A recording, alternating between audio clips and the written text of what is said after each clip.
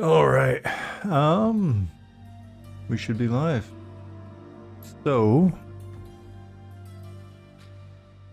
if you're watching this on YouTube, watching VOD, usual disclaimer remains. Feel free to skip ahead. It may take us a few minutes to get things going here. If you are watching this on YouTube and you have not done so already, please consider hitting subscribe. Boosting those numbers. Love the comments. Every once in a while, some comments will go through that don't get responded to, either here or on A Loving Robot YouTube. They won't get responded to immediately, but really, I try to keep an eye out for notifications on that front and make sure that one of us responds at some point in there. So it's always nice to get the comments. Usually some good stuff. The only time I don't just immediately respond to comments on YouTube is if it's something that seems specific to one of the other team members' streams, and there's like some reference to something that went on a stream or whatever. I assume that that's best responded to by the person who actually did the streaming. So I might leave that. And I try not to like prompt folks on the team to check comments. That's kind of on them. I've been slack. I think I've got like a total of 3 videos that I need to post still. So yeah. What else? What other housekeeping do we have? Tonight's stream will be maybe a little different, because Zukan may wind up being... Oh, my puppy's trying to get in the scene here. Mom is at a birthday party, so little man's being pretty needy. Being pretty needy, buddy. Hey, Cathadian. So, man, you're a handsome little guy, but I really don't want you to hop on my lap right now, because I'll get so furry. I have a furry shirt the rest of the stream. Yeah, so usually don't stream on Wednesdays. I'm streaming tonight because Jasmine is out for the night, and then tomorrow oh no, I'm not letting you jump up here. Tomorrow we're gonna try to have a little team meeting probably during this time slot, and it's not easy aligning people across like 6 different time zones that are distributed all the way around the world. So what's going on, Cathadian?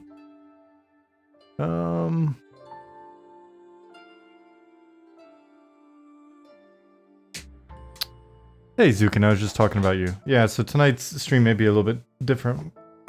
We may do a duo stream with Zukan and look at some animation stuff. What's up, Rev? How goes the glass flats? Was the question. Good. I think at this point I've probably got enough in here that I'll just move on. I even made some fake trees a little bit earlier while watching the Johnny Depp trial. Put in some trees for the crystalline forest that is up in this region. And then put some placeholder texture just to replicate glass. And I think overall it's probably pretty good. Because I can't really make a bunch of dragon skeletons. I am not even going to try to play around with anything resembling that level of art. So bones and skeletons and stuff over in this area, we will not be seeing.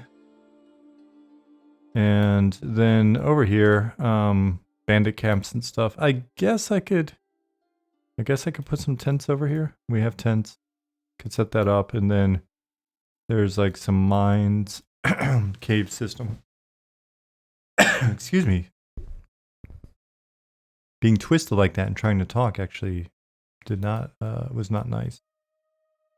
And I'm finding these little weird guys every once in a while. They're like super deep like this. That would just serve to trap players, so that's not good. Enoch, Keith, Cotswold, howdy, howdy, howdy. Yeah, so streaming today instead of tomorrow. But hopefully that works for some folks. Zukan, I was thinking, do we wanna like Discord you in? Do you want to video in? Do you want to just do voice? We're probably gonna shut down Unity here and switch over to animation software instead. Kind of tag team some animation. Or do you want me to stream your screen in, or? Oh yeah, Slack's handy. Okay. I guess we could do that. Let's see if we can make that work. Alright, so let me hit save. And we'll do the crazy thing and close down Unity. Hey, Sakash.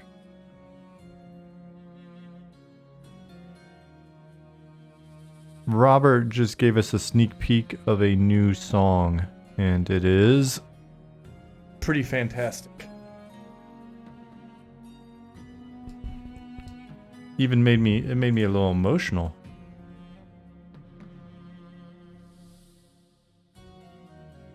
So, do I need you in Discord for voice also? We can just try out Slack and see what happens.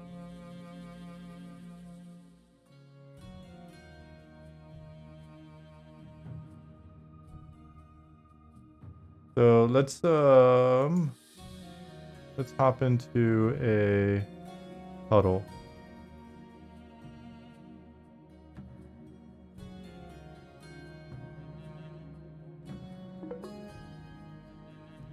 And I'll just have to get the audio levels right.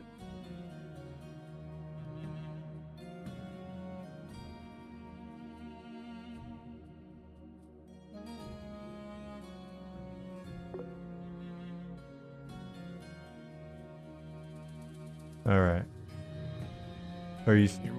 Yeah, I can hear you. I'll have to turn music down, I think.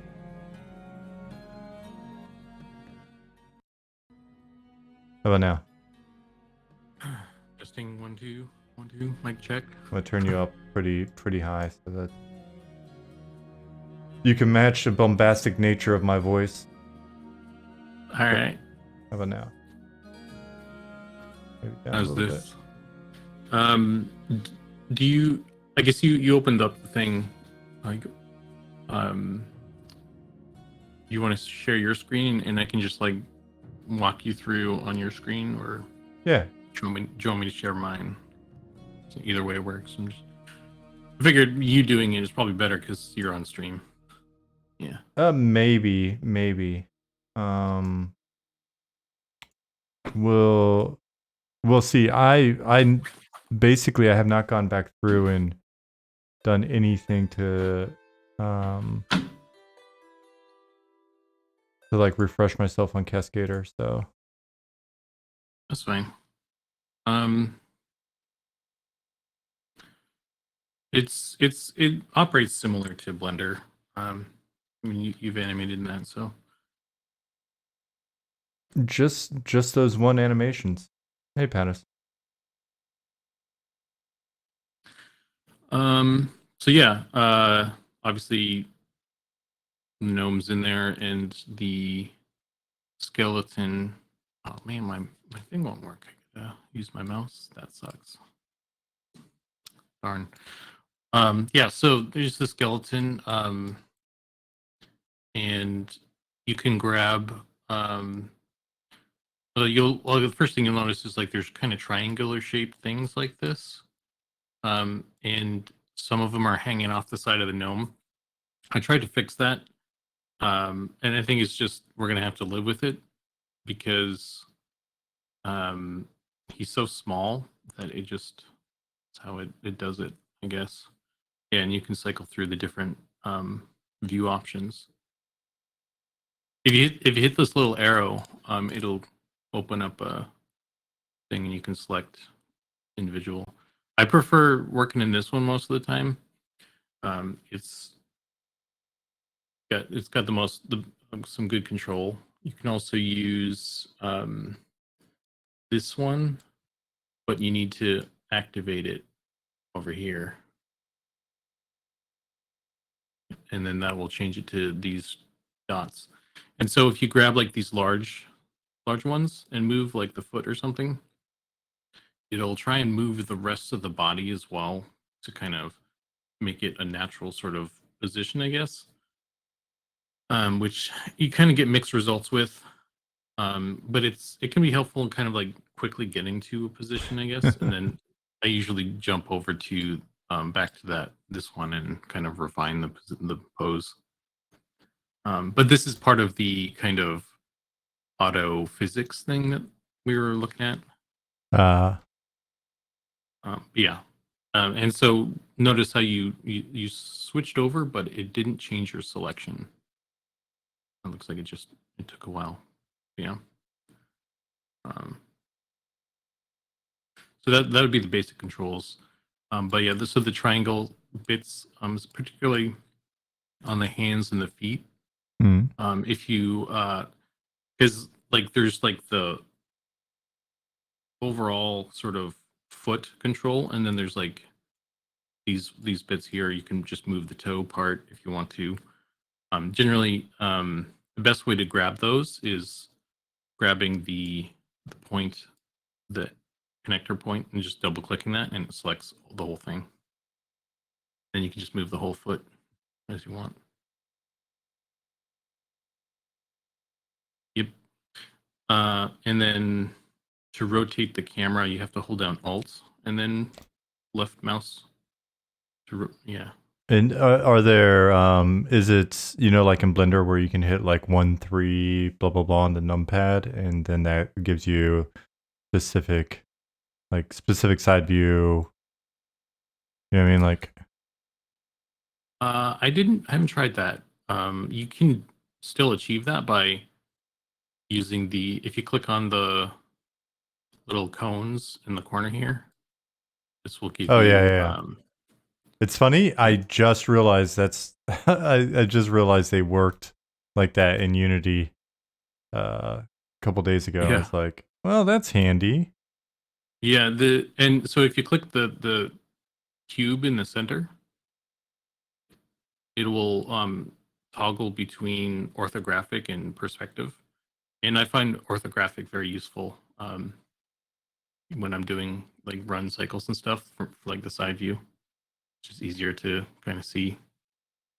And another helpful thing is if you hit spacebar, it will give you a split screen, so you can have like an orthographic over here, and then you can have like a perspective, and you can turn off the control like in the thingy up there. You Oh, can that is do handy. this little one, so you can just see like what you're doing, and you can work in the other screen and stuff. So that's how I've been working. Is that I have the split screen, so I can work in one side, or you can also, I like sometimes to work in the orthographic, but I can't select stuff on the other side, so I use the other screen to select. Because I have this Epic Pen program to like draw on my screen, and I Okay. sometimes draw on my screen to like get positions of stuff. Like when I'm swapping the feet, I want them to be kind of symmetrical, Mm-hmm. So, but yeah, that's kind of the basics of navigating and controls. When you're as you're working, then the way I did it with the capsule guys in Blender was I established my idle, and then at the time we didn't have like the concept of combat idle. So as I established my idle and then worked everything from the idle. And so what I would do is I'd have the idle and then I saved it. Then I made a new, basically like duped it to start the new anim, and that might be like attack or something. So that idle was always sort of that default position that, most anims would fall back on. Right. And then how do you, so in this case, in this tool, and I mean, you can either tell me or I can, like I said, I need to just maybe this weekend sit down with the tutorials again. How do you set up a new animation, and then how do you record?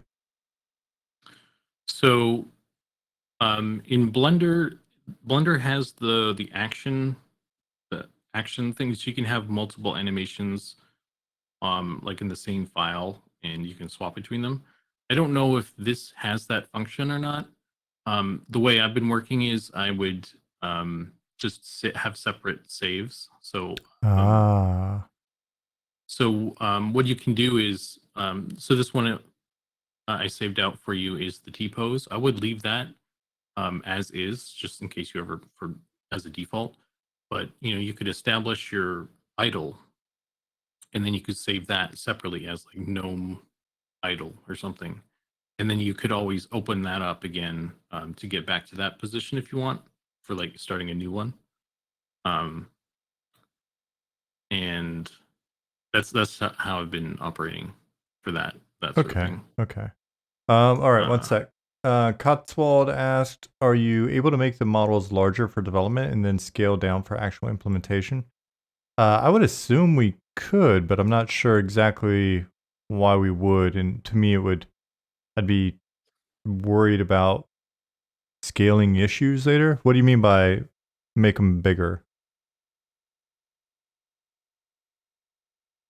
So that we can zoom in better? You might be talking about how these controls are falling off of him because he's so small. But yeah, I would be concerned about possible issues or forgetting to change the scale or something. It's entirely doable, but I don't know if we want to spend the time.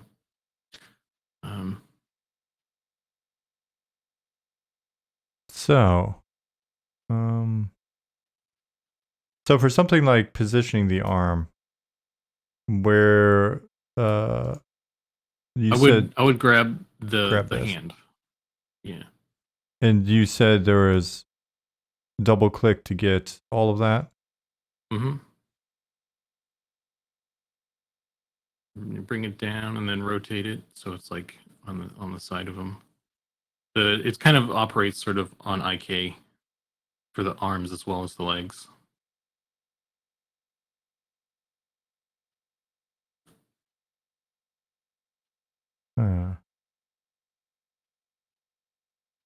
Yeah, it's interesting. Well, they're also a lot simpler. The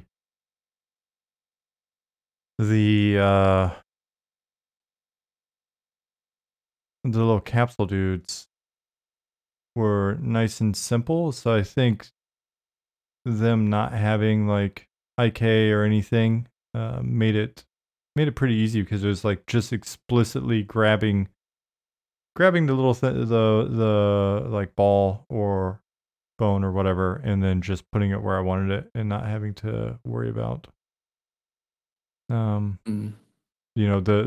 essentially the ripple effect of grabbing something and tweaking it and then seeing, oh shit, I didn't mean for all of that to move. To rotate. You can, I think you should be able to do the WER. Okay. To swap between the cool controllers slightly. Although, so R, notice how they just turned red, those ones that you selected? That actually locks it. So maybe it's QWE. I have muscle memory. I don't remember actually what keys it is, but R definitely locks the position. So, So, but also I should mention right now, if you look at your timeline right here, mhm. see how your red cursor thingy is not on the blue square? Yeah. The blue square is your keyframe, and if you are on any of the other ones that don't have any keyframes, and you're trying to move the model, it won't let you. It'll like any sort of movement you do will be undone when you deselect the thing. So whenever you're doing any sort of movements, you want to make sure you're on a keyframe. And is there? I mean, as we're doing this, is it essentially I move this to the keyframe, and then I set it to where I want it to be, and then I just make a new keyframe, or Yeah, yeah. It auto keyframes the position of everything, so you don't need to like hit like hit save or keyframe anything. position. Yeah. And then, so for a new keyframe, I'd click what? You hit this key, blue key. Hmm. Cool. And it saves it, like however it's positioned, it will be saved. So if you, let's say you were trying to do like a run cycle, for example, the way I've been doing it is the first key and the last key would be the same because you need it to cycle around. Um, and so you could set up the first key and then you just create the second key and it would already be in the right position, and then you would just kind of work on the in betweens and stuff from there. Cool. To move a keyframe. You hold down middle mouse and drag it. Oh shit. Yeah, there you go.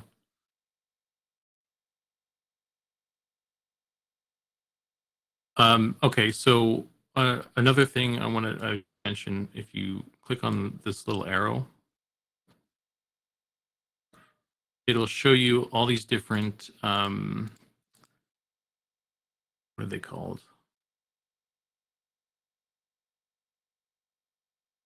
I don't, it's like the graph editor thingamajig. Yeah. It's how it interpolates between the different keyframes that you do. Mm, And stepped is what it is by default. It's this Z-shaped one. right. And the way that works is it it only shows the keyframe that it's on until it gets to the next keyframe.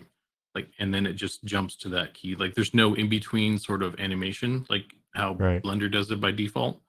And so, like, if um, you had the beginning and the end, and then you had that middle one, it would just pop between those two keys, those two positions.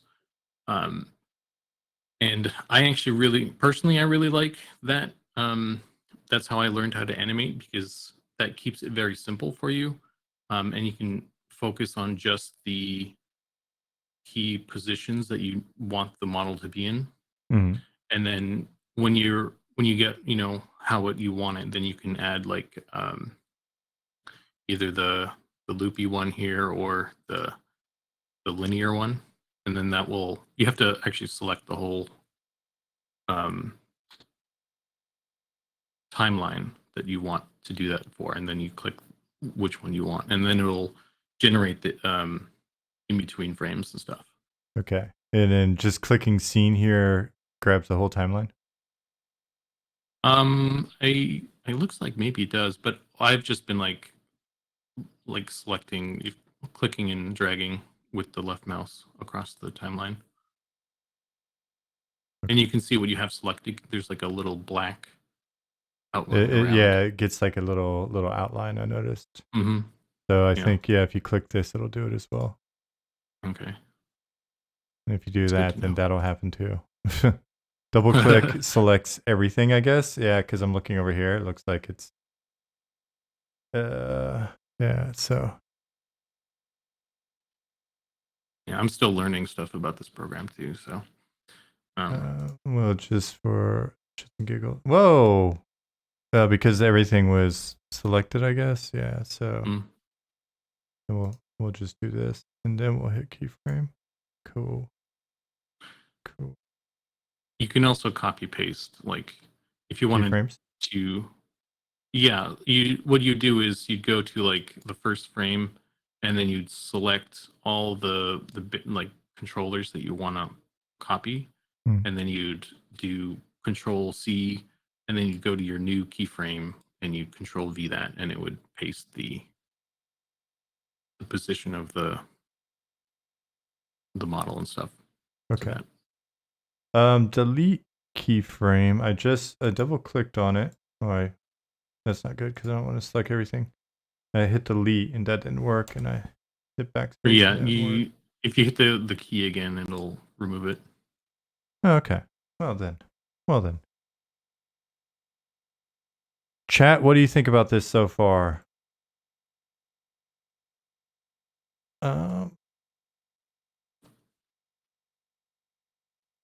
So yeah, this is interesting. If I go here, it's funny. His hand's all jacked here, and then when I just pulled it forward, I'm straightening them out. Yeah, the one Straightened thing I down. don't know if there's a way to add the texture into this. That might help with some identifying the kind of rotation and stuff, but his hand is like sticking out sideways. You need to rotate it to make it look. There you go. Yep. Yeah, I noticed he was kind of janky there. Getting used to the alt thing will be a thing. I think I actually have Blender set up that way, so that's natural to me. It's kind of a pretty standard 3D modeling thing. Yeah, standard for you artists, for you trained artists. So while I've got you on here, I should have. I was thinking that I could do a. If you were videoed in, then it would be easier. But I could do like a. We could give you a little avatar on screen and put your name up, and then people that don't know would know who it is, and then I can ask you a bunch of questions and stuff while you're here. But we don't have to do that. That's fine. All right, so here. Well, that's pretty intuitive. That's what I wanted to have happen. Clearly. Yeah, I mean, once you get the hang of it, it's not too bad.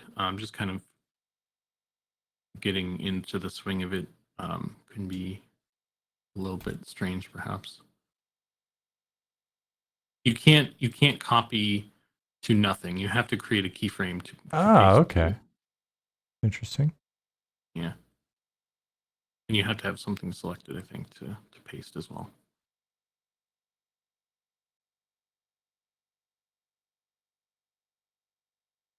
Hmm.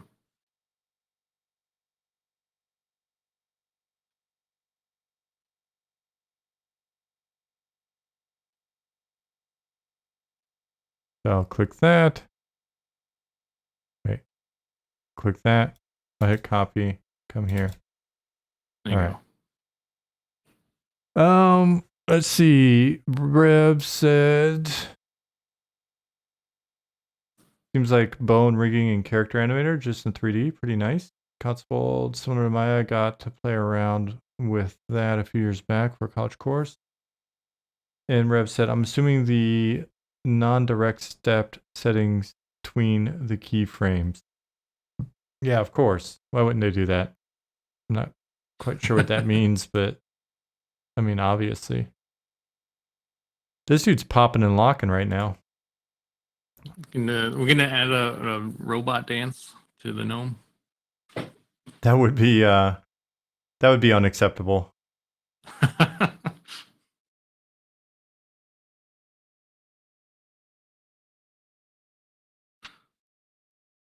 So where is he getting janky again? Let's scrub through this. Pop.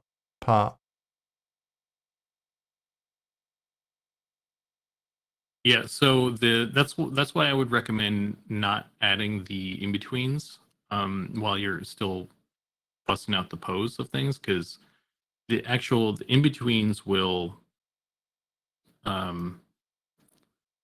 like if you do your like 3 major keyframes and then you add the in-betweens and then you alter the major keyframes again, the in-betweens may not update properly for that stuff, so it can like revert to some weird pose or something during the in-between and then go back to the main pose on your actual keyframes.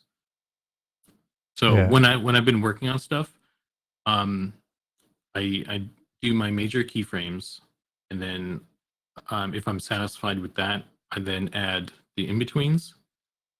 And if there's something I need to add, I actually remove the in betweens and go back to touching the major keyframes, and then I add back in the in betweens again to see how that is if I'm at that point. And I don't know if that's a weird issue with the program or how it's designed or whatever the case is, but I find that just eliminates any sort of weirdness. Yeah. And my personal preference is also just Makes sticking with the sense. stepped. Do you screw with all this stuff over here very much at all? Hey, what's up, No, Dave?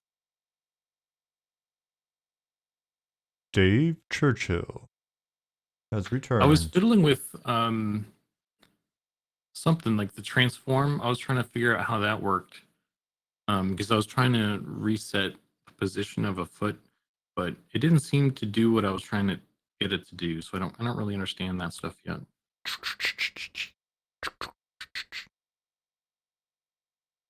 Transform. How do you move a keyframe once it's in? I can't just grab this keyframe and drag it somewhere? No, you can. You Can I? middle mouse drag. Oh, middle mouse. That's right. That's right. What's that on the top right? Cotswold asked. Is that the skeleton parameters up here? Yeah, that's the outliner. Those are all the bones. I guess if you could select Via the bone. bones from there if you wanted to as well.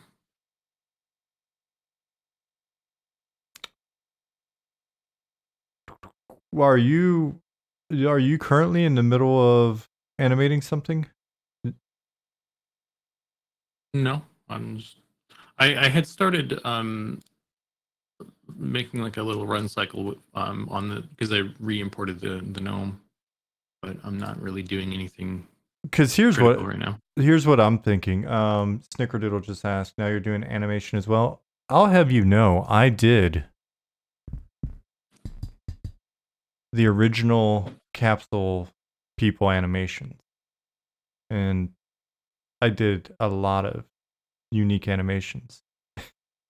There's the legless run, but it conveyed, right?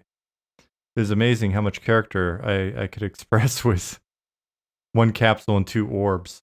I actually really liked your stunned and the head wobble thing. Oh yeah, That was really good. there was a stun with a head wobble. The legless run, well, because the dude kind of like, I got him to lean into it pretty serious, and then his little like, those of you that don't know, I'm gonna say the word balls a bunch so you guys can just giggle. Everybody can just giggle away. And so actually, I could replicate it. I have 2 little balls right here that I could hold to show you. These are actually balls that I got from the German fairs. They have BB guns that you can shoot at the German fairs. And so I like to go to the German fairs and drink a bunch of beer and then shoot BB guns all night. And these bounce on a little fountain, and so if you shoot them, then you can keep them. This one still has a BB in it. Yeah, so the little ball arms would be moving. And the trick was to see how much expression I could give by just bending that capsule and then moving the arms. But when he ran, he'd like go, and then his arms were very determined, and his head was up. And then when he got stunned, he would just kind of be like, oh, in swimming, we had swimming. The capsule could swim. the capsule died, and you guys actually helped me on stream one night with ideas for the die. When one of the death animations, the capsule actually clutches its chest with one ball and then reaches out and then falls. And I think when he falls down, he does like the werebat thing where he's like the cobalt thing where he like falls and then reaches up again for a second or something like that. I thought we tried that. Hey, Yeah, I character. remember, now that you mention that, I really that was the other one I really liked as well. Isan, what's going on? Maze, thank you for resubbing for 20 months. That's amazing. See what I did there. Isan, 14 months. And you're ultra generous too with that tier 2. I appreciate that, buddy. My little dog is trying to get in the frame. Have you seen Mythic Quest from Apple TV? Snickerdoodle, I have not. Over the years, I've heard a whole bunch about it because it sounds like it's pretty accurate in terms of game development. Digital Habitat asked, is it possible to use existing animations as a starting point and then modify them as needed? For example, using the ogre run on the gnome. Zukan, I'll let you answer that. I think if we are able to figure out how to retarget, it's possible. Although the problem is, I don't know if it requires the skeleton to be identical or not, and the position of like the anatomy is so different, you know. So Right. it might be possible, but that's more of kind of an Ollie question, I think, to figure out how to actually do that. I mean, it's something we can do already in Blender, just like assign the animation to the other model, but it's gonna mess up like it's gonna warp the gnome body to be the shape of an ogre, but not in a good way. Right. Yeah, though I can't really picture a good way that would work out for the gnome warping his body to be like the ogre. So yeah, this is interesting. The concern I have with starting with animations on this guy from scratch is, I mean, looking at the ogre animation, he's coming along nicely. I kind of don't want to screw with your flow on that. You know what I mean? So I'm actually, I think I mentioned day before yesterday or whenever we spoke is I wanted to basically start familiarizing myself with this so that if there's some pickup work that I can do, right? Like if there's some stuff that I can come in and assist with, then I'm capable of doing it. And so like one example would be like, so say you've got the gnome and he's going well, or and you're getting the base stuff in, and I realize like, oh shit, we don't have a swim, right? Like just popping in and going, all right, well let me make a swim, and then throwing it on there. Like if I see something that's missing, because our lists are going to get kind of big, and then or something like, oh, we wanted to add in unique animations for I don't know, right? Like, well, say this wouldn't necessarily be unique, but like say we start going down the list, and while you're working on runs and some of the other stuff, if we've got the combat idle in, then I could be knocking out like stun using the other example, or bash, or Belfaster just said emotes like wave, rude, bow, butt scratch, barrel roll, whatever. You know what I mean? Like just weird shit.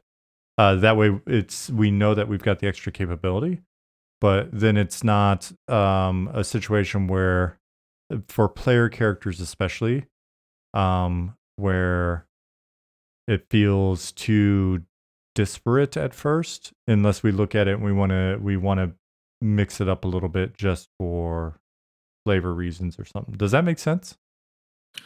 Yeah, and I think Like I don't know if you caught any of the intro of my stream last night, but I kind of went over the like a proposed pipeline for this, and the way Cascader or Cascadeur, I don't know how you pronounce the dang I've thing. just been saying Um, Cascader that because sounds it's cooler than Cascadeur. I don't know. I don't know why I it thought it's sounds less French. fancy. I was like, Yeah. the Cascadeur. um, yeah. Well, like all the I think the developers are like Russian or something like that. So they had an accent, and I don't know. Yeah, Anyway, I think they're um, Russian, but it's funny. Like you say that in hushed tones these days. My God, what a world! Yeah, they're probably Russian. I'm sure they're fine people. We can continue to use their software. yeah, it wasn't a judgment. It The was company's more based of out an of Cyprus. explore. Don't worry, I already looked because I was like, let's Okay, not start using some software that's going to be sanctioned. yeah. But yeah, so the I think what is good about this kind of outsourcing it out of Blender allows us to pass it around, like that the T pose thing I sent you.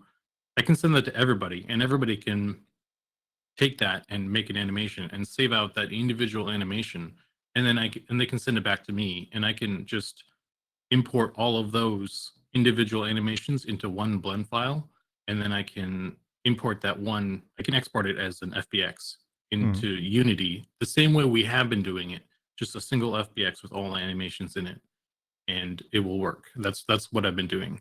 So that will I think that's really good because it allows us to do that, to spread it out so everybody can pitch in if they want to or if they have time, and it won't interrupt anybody's flow as long as we talk about what we're working on, so nobody like we don't have the whole team doing individual like waves and stuff. Right, right. The only thing I would say is for certain locomotion like running, um, and walking, I guess, and stuff. I would say one person should be in charge of that for like a particular character or whatever, just so it's consistent. Because I've noticed that if you like, because our blend animation thing in Unity is transitioning between like when you're running forward, it's playing the run animation. When you do the sideways run, it transitions between the forward run and the sideways run.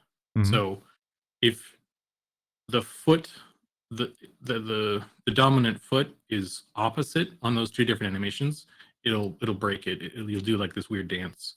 So whoever's doing that stuff, I think it should be the same person, or at the very least, we should pick a foot to start on so that there isn't any issues with that. Right. But like other stuff like a swim or like a stun or something, if we have an like a starting point to start from, like if we get the idle animation or the battle idle, then you can just give that to somebody and they can do like a stun, and then it would transition from you know what it's supposed to be to the new one and stuff, and you should be fine. So, Okay. and emotes and stuff, that's easy as well. So it's totally doable, and I don't think we'll run into many issues with that sort of thing. Okay. Um. Yeah, and I was thinking I'd mainly just be like a boom knockback. When I'm not maybe assisting with certain things. The other thing too is I think that there's a difference between getting the player character, even something like you just said, locomotions, consistent sort of feeling in terms of like that base approach that's being taken. Um, and then if we've got like the Ashira or something, right? Yeah. When we've got, and this may be one of those areas too where um, when goblins wanting to animate, or I mean there's not many of us, right? When you say somebody wants to, it's I mean in theory everybody could take a stab at it, but I've got the feeling everybody's going to have their hands full with different things. And so I know on Yeah. occasion Ollie likes to have like a little bit of a palette cleanser from coding, but we've got a lot of design stuff to do as well. But I can see maybe he jumps on something. But I would But I would think that as we're working on everything and tackling these, it'd probably be better if we keep it as consistent in chunks as possible. And then for me, there may be those days where, like you said before, with the way that the files work, I might be looking at like attack anims and something's not really sitting right, and I can't explain it anymore. You know, I can only link so many YouTube videos or write big descriptions or something. It might be easier just to come in, because then with something like that, it's already keyframed. I'm already kind of, you know what I mean? I'm already seeing what I'm seeing. And then if it's a matter of taking something and going, yeah, but the problem is, and right now, I mean, I'm just making his arm look like a weird, Yeah. like duck. He's got just duck neck going on. Right. But so say I get to the point where I can actually do this shit without breaking everything. I would be looking at, all right, well, but using this as an example, his arm's not gimpy enough. We need more gimp in there, right? And so I just bake it out, right? Like, yeah, this is, I'm just making them weirder and weirder. So it'd be something like that, but Yeah. honestly, Yeah, I get what you mean. And that yeah, that would it still works. Like all we would have to do is like when, let's say I do I go through a couple of the animations for the gnome, and we're like, okay, this is okay for now. I'll push it. I could put all those Cascadeur or Cascader files on the drive, and then if you're like, I'm not feeling this one, I don't know how to describe it, you could just grab that file, open yeah, it, fix it, and then throw it back up there, yeah, and then I could just, yeah. So that's what I'm thinking, right? I think that'll wind up, because then the other thing too is, as with most of our stuff, it's going to be, um, we have those like days or nights or whatever where it's like, oh, you know what? I was thinking about this evening. And so the interesting thing is, for people that aren't aware of it, um, yeah, guys, I'm not really animating. I'm just basically, I'm fiddling with it at the moment. I'll probably have to really spend time, using my brain to try to learn yeah, outside of stream, because it's sometimes it's hard to do it on stream because you guys are watching me. Um, yeah. I didn't want to stream like the first time I was doing this to just really kind of, but like, yeah, this is a good introduction, and then you can like actually try later and stuff. But it's pretty easy to get into, I think.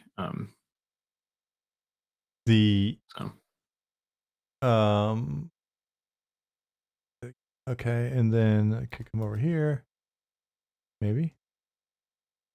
Nope. Uh, if I just select, nope. So like in this scenario, if I wanted to, oh, there we go. Cool. So it'd be like keyframe, and then I'd come in, keyframe, then come in, keyframe, and then I'll have to, it'll take me a little while to kind of get used to knowing what I'm looking at in terms of what sort of bones and joints. I've got him all mangled at the moment, so that's not yeah, super good. some of the, you'll just kind of have to like play with stuff and see what moves sometimes, because it's not. That's the one downside, is like it doesn't. There aren't a lot of ways to really identify what's what, but it'll be consistent, I think, and you'll kind of gradually understand what you're looking at and stuff. And one thing I wanted to mention, you brought up like critters and stuff. I haven't tried throwing any non-humanoid things in here yet. I also tried adding a belly bone for the ogre, um, and it it didn't seem to recognize that in here. Mm. So I don't know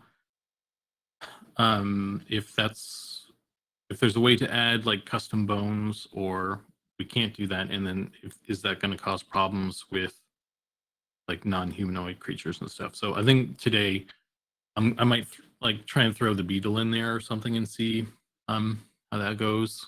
Okay. And if that actually is an issue, then It shouldn't I be. don't know. Okay. It shouldn't be. I think it may be the difference between. So when you put him in here, you just kind of brought him in and he was set up, or did you like essentially It, set up all the bones and stuff in here? I had to kind of do like a setup process to Yeah. get the bones like assigned. Oh, and was that the one where you've got like the paper doll and then you drag the Yeah. bones to the right So spot? if you click this guy right here, that opens the rig. Just go ahead and hit yes. Um, and if you do quick rigging tool, Yep. that'll bring up this, and then so you just like drag the hip Yep. bone to the hip thing, and that's just assigns stuff. But I guess that's a quick rigging. Maybe there's a slow rigging that will allow me to be more intentional with stuff. So I'll have to look more into that. So right here is like add rig element. Um, Yeah, maybe that's what I need to do. delete rig element. Yeah. So I know they've got. I know you can do any sort of creature in here because they've got the. If you look at like the website where they've got the tutorials and all of that stuff. I think they have some example files where they've got like quadrupeds and other stuff there to look at. Hmm. So Yeah, I joined their Discord and I saw some like people are posting the stuff they've done, and I saw like someone had a spider in there and like some other like construct or something that had like some. I assume he rigged up some of like the mechanical bits inside the chest that were moving and stuff. So yeah, I just need to look more into that, I guess. nice. Um, let's see. Cotswold said, "Yeah, you can increase rig complexity for more control. Quick rig is fast and dirty. There has to be a way to constrain your rig parts relative to other parts, like the collarbone will remain stationary to the spine." Um, yeah. The thing that I noticed about this company is it looked like they had a pretty nice amount of like tutorial videos and different videos for getting stuff set up. Yeah, their documentation is really good. So it shouldn't Yeah. be too hard to figure it out. There's only one thing I had to like ask about in their Discord to figure out how to do, and everything else I was able is their documentation covered. So that's pretty good in my opinion. Nice. Um, cool. Let's see. You're gonna be continuing to animate on your stream a little bit later, right? Yeah. Yeah. And um were you going to animate run cycle and stuff for this guy, or what's left on the ogre? Uh, I think the ogre needs like there's I just want to get like a couple of the basics in there just first to start. Like there's probably going to be more stuff that we can add later on, but like I got the runs in there, the forward and the side, and then I got a swing, like a slashing swing. Probably probably want to add like I mean we could get away with just the one for now, but if we want we can add like two-handed swing and like Hmm. stabbing and stuff. And I need like a die, like a death animation, and probably something for when you jump, and probably a casting thing too. Like as it's crazy, like as I'm doing this, like you don't really realize how much work goes into all the different animations until you're actually doing it, and then you're like, Yeah. wow, this is going to be a long list. Yep. So Yeah. So when I mean, if you look at the spreadsheet that I've got, that's like I think it's the proof of concept requirement spreadsheet. Um, I tend to make lists for that reason, like as I'm thinking of them. right? So I think I've got like a little quick list of anims in there, but it's always, I think it's helpful to have that type of central document so that as we're thinking of shit, we've got that place to always put them. And excuse me, it helps identify when we say we break things out and we're like, all right, well, but a cast isn't just cast. It's like maybe it's cast initiation, and then there's like a looping sort of cast. I think when I did the capsules, I did something like initial cast, looping cast, and then fire kind of thing, right? Mm-hmm. So there was like 3 pieces, and it's good to have that there so that then we don't forget later on. Or if somebody else is coming in, they're like, oh well, I'm gonna do an NPC now, and I'm gonna make like an Ashira or whatever. Then we've got a list that's kind of a check box, but then that list can also be helpful for somebody like Robert to go, oh, okay, well, for every one of these animations, that may be a clue then that I might need a sound. Maybe not, but I might, right? Like, and so we've got that. It just builds sort of a universal checklist for us, all based off of going through the animations.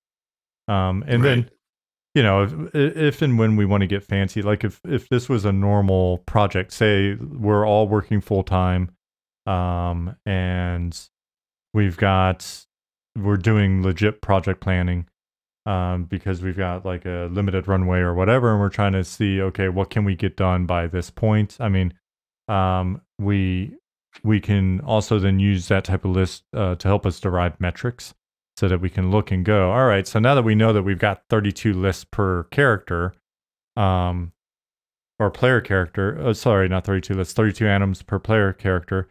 Cool. Well, let's do our first couple sets and then kind of see what our velocity looks like with regards to doing them. And once we kind of stabilize, right, there's a learning curve, like Cutswalt just said in chat. I bet once they hit their stride after the first view, we'll cruise quickly. It allows us to kind of look and go, all right, well, the first character took us 2 weeks, but now every character that we've done since then has been a week. Well, once we've looked at that and we realize that, then we can project that out and kind of look at the reality of, all right, to do the rest of the animations, it's one sort of man week, and we only got one of you, and we've got 10 more to go. Best case scenario. All right, so that's 10 weeks of your time working nonstop just on that. All right. Well, then when we use that to sort of calculate the NPCs, and then we realize, okay, NPCs, let's say NPCs are the same. It's like 1 week, and we've got like 30 that we want to do. All right, so now we've got 40 man weeks of animation. If we don't, either trim the list, or split that in half by getting another person, or, that's where we make the decision to outsource, or we go, well, we're not going to do any of those previous, like, the solutions. Ollie, is there some way that we can cheat this on a technical front or whatever, right? And so that definitely will help us a fair bit. But I like that type of thing every once in a while, just because it's a good reality check, because we can only spend everybody's time once, really, right? And so then if we've just committed you to 40 man weeks of animation, well, then you're not modeling shit, right? So I think that helps. That type of projection helps even in the less formal approach that we've been taking. Just sort of set some realistic expectations, and when we're saying things like, "Oh, well, let's just throw another NPC race in," or whatever, it's just we see the reality of it is, all right. We've got an understanding of what our bandwidth is going to be over the course of whatever period of time that we're looking at. So anything more that we want to do, then we've got to find a different solution and have that conversation honestly, which will be part of like our planning discussion tomorrow. Yeah. Someone was asking me on a stream a while ago, if we were still doing all these procedural animation stuff, and I was actually like, you know what, I'm not sure, because like what we're doing now is like not that. Right. And I don't know how much of this we can use to do that. Like I'm not sure. But kind of what I said was like I don't think so right now.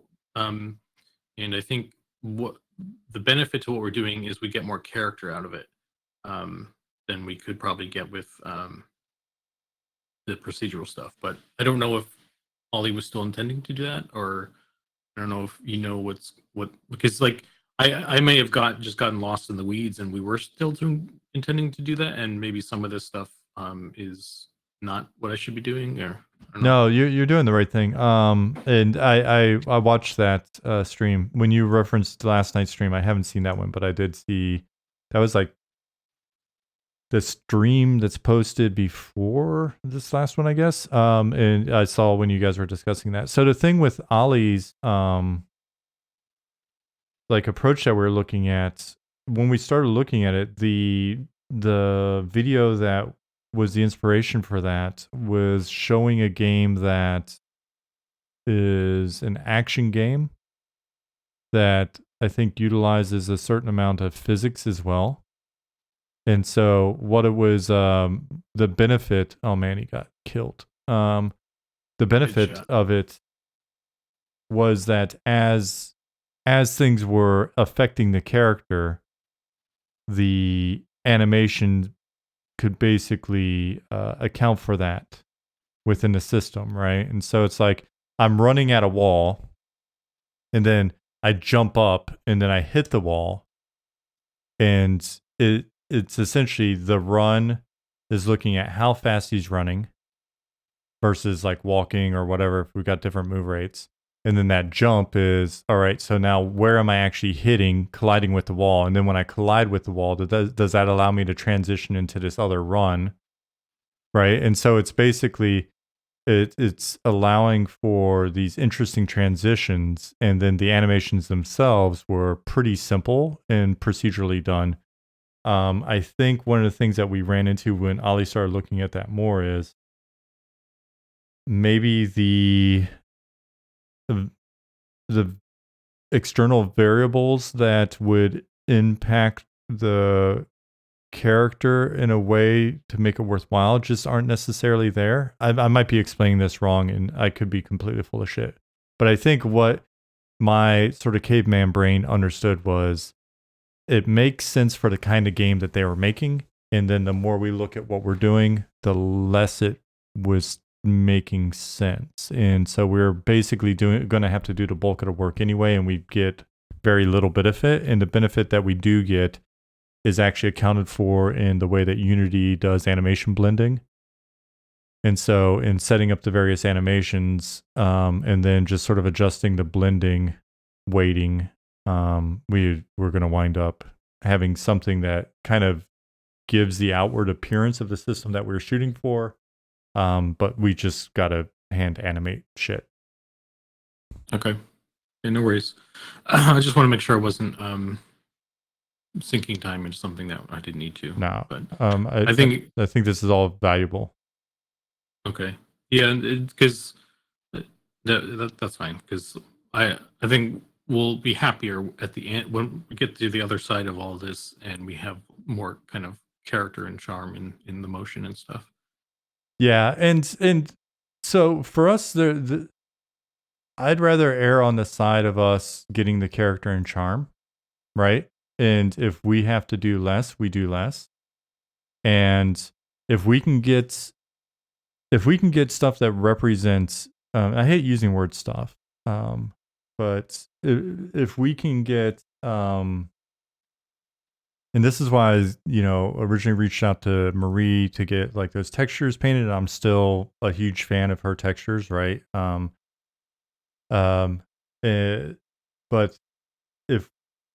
when we get the models, the textures, the animations, the proportions within the world, the shapes within the world, right? Like this is what a rock looks like. This is how we want our landscape to feel.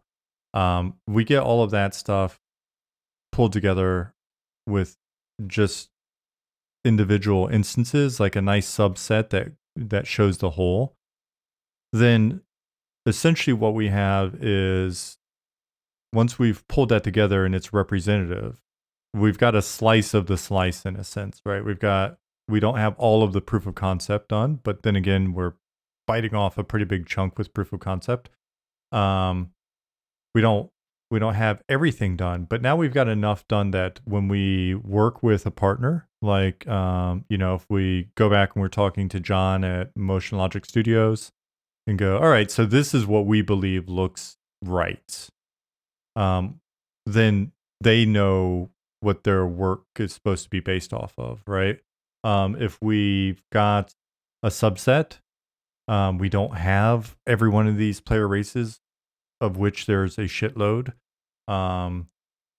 We don't have, every creature, of which we've talked about, even for proof of concept, it's a lot, man.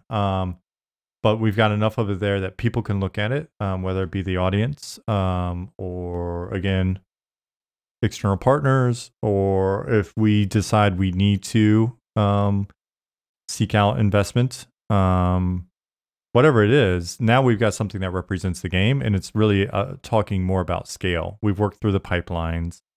We're starting to understand the gotchas. We've got functioning gameplay. It's just we don't have a unique instance of everything that we want to have, right? Like, you don't need 100 different NPCs to show combat. We just need NPCs, right? And so I think just focusing on getting to that point is that's what's really been important to me the whole time. And if we've got to have more capsule critters, so be it.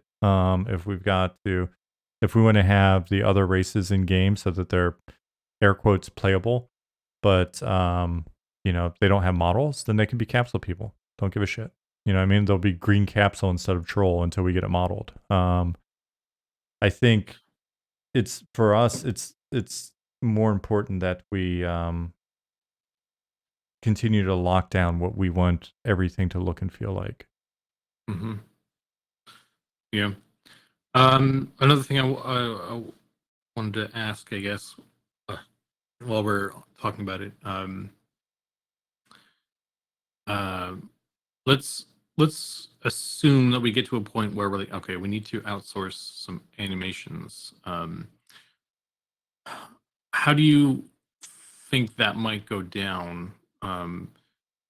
Since I guess at this point we're kind of changing up our pipeline internally, and it doesn't really lend itself very well to outsourcing. We can't, because I doubt we can be like, hey, you guys gotta use this program because that's what we're doing. Like they're gonna want to use like Maya or whatever they're using in their art house, and like they would probably have to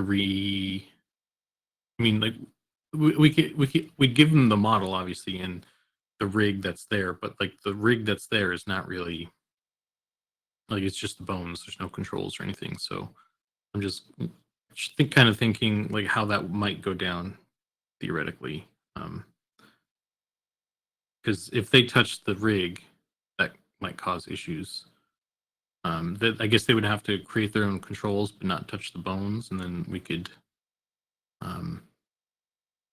just grab the animations from the bones or something.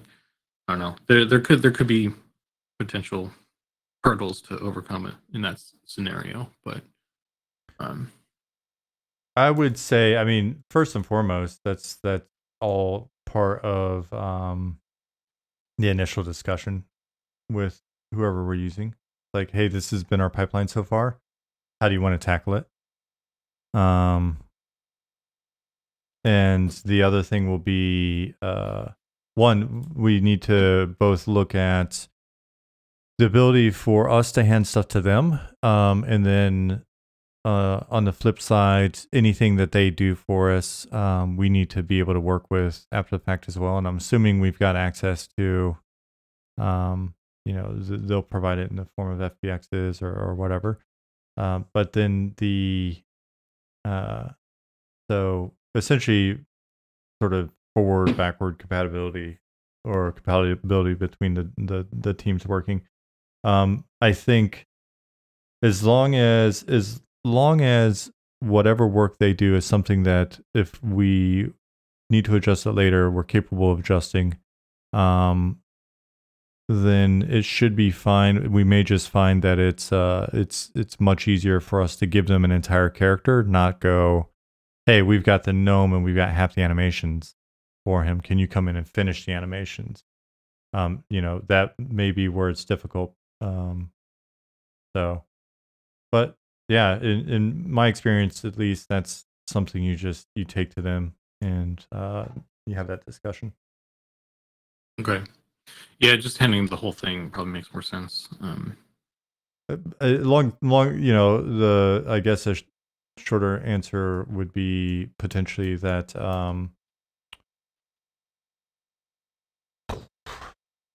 Sorry, I had it, and then it was gone. I would assume that at the end of the day, they can do whatever and provide us with something that's workable. We just may have to look at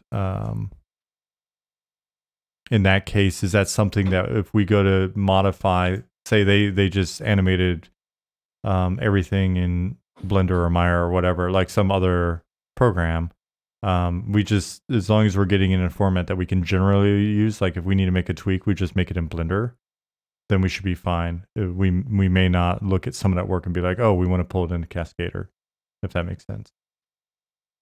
Yeah. So. Yeah, I should probably look into seeing if how that works too.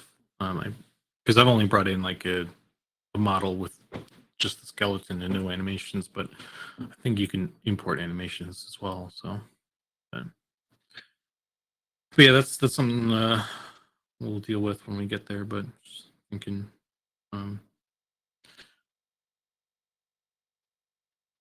yeah. And on the animation side, it may be that we just say that we're going to do all player characters internally. And if it takes a little bit longer, it takes a little bit longer. But like for NPCs, then we can outsource those. And it's the same deal. Like it may wind up being a complete one-stop shop kind of setup where it's we provide a concept and then it's modeling through animation on the character, and that's what we price out. And then everything that we get back is a file that we can work with. I mean, even when we were doing the test with MLS and they gave us the robed character, after the fact, I looked at it and remember it wasn't divided up into layers for every like level of detail, like the gilding versus the cloth versus whatever. And just mentioned that to John, and he was really cool about basically getting us a revised like PSD file for that pretty quickly. So yeah, /Ninja Gnome in game, it'll be able to activate the Naruto animation. I have not seen that run yet, Zukan. Yeah, we've got. Yeah, I started making like a Naruto run for him as like, so I was still just kind of testing out the weights and stuff on him. Yeah. But it's obviously not going to be a thing. I was gonna make it kind of like a discussion topic thing video jigger for the robe. I wanted to have a conversation about that separately. I forgot to do that, but yeah. What's the thought? I guess so. I threw it was working on the human, and I was like weight painting it and stuff to try and make sure it looked good. I was trying to get rid of any sort of clipping, like the legs clipping through the skirt part of it. Mhm. And I kind of, in the process of that, I was adding geometry to it to try and get more, because you basically needed like a buffer between the two pieces of geometry so you didn't see anything, and it wound up getting kind of puffy and round Okay. and kind of drifting out of our style. Okay. So I guess like just kind of a technical conversation on like how do we want to tackle this. Do we and I guess also, are we still intent on doing the piecemeal of it, like only the skirt portion being equipable, or versus like the entire robe geometry kind of thing? Because you know how it was initially chopped up into sections. We had like the whole character chopped up, and we're not doing that anymore for the character. Um, and I don't know what the deal is for the robe still. So I just wanted to kind of have a refresher conversation and talk about sort of issues I run into while I was doing that and stuff. So Okay. Well, we need to have that discussion anyway. Basically, now that Ollie should be back on the scene, I just want to dust off the character conversation. Because there's some things I may be misunderstanding it. But there's some things that we've said two different ways now, where it's like, we are doing, the sort of character, piecemeal character, but I think we've had three different conversations on that. One is we're not piecemealing the character at all, was like the OG one, everything's painted on. Then we talked about doing piecemeal as like as a layer on top of the current layer. And then the question was, well, but do we only do that for certain certain material types? And so we exclude plate instead of painting on plate like the original intent. Like if you look at Holt, right? Like in well, all of the characters so far have painted on plate and everything else, and then we've got those layers available. I think there was that conversation with Goblin where it was like, well, but that's going to look weird for plate, so maybe then plate is we do bear, cloth, leather, mail, and then plate is the first thing where we get a mesh modification. And what I want to do is I just want to sit down with all of the stakeholders soon, and kind of put that to bed, and finalize our approach, and then get the remaining assets that are needed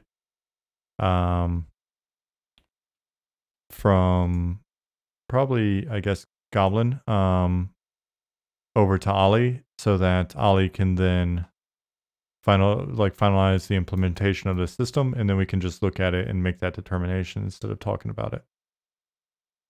okay, that sounds good. Yeah, because I had a proposed idea, a solution to do that, but I'll wait till that whole thing. It sounds like that's going to be on the agenda for the all hands thing. Yeah, it'll either be on the agenda for tomorrow or soon. I need to check with Ollie and see if he's actually going to be around tomorrow, because I think it's possible that he looked at the when are people available sort of question, as generally speaking. But I know with him just wrapping up that big project he was on outside a game, and then they just kicked off Ramadan. So it could be that he's still got some other commitments. And so we'll see what's going to go on with tomorrow. And I mean, worst case scenario, we can still maybe have a talk on the art side, and then lock something down between us. And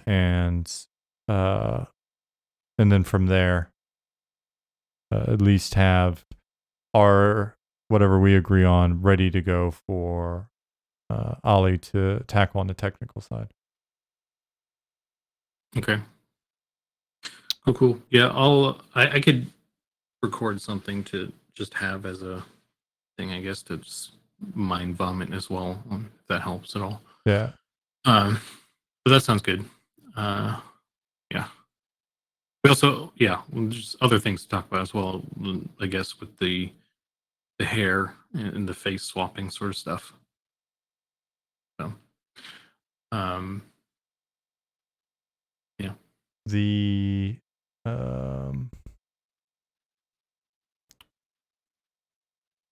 so is there an easy way to I could just open I can open the original file and I'll just overwrite this guy, right? Yeah. Actually, it'll open a new one there. So you have tabs at the top. Oh.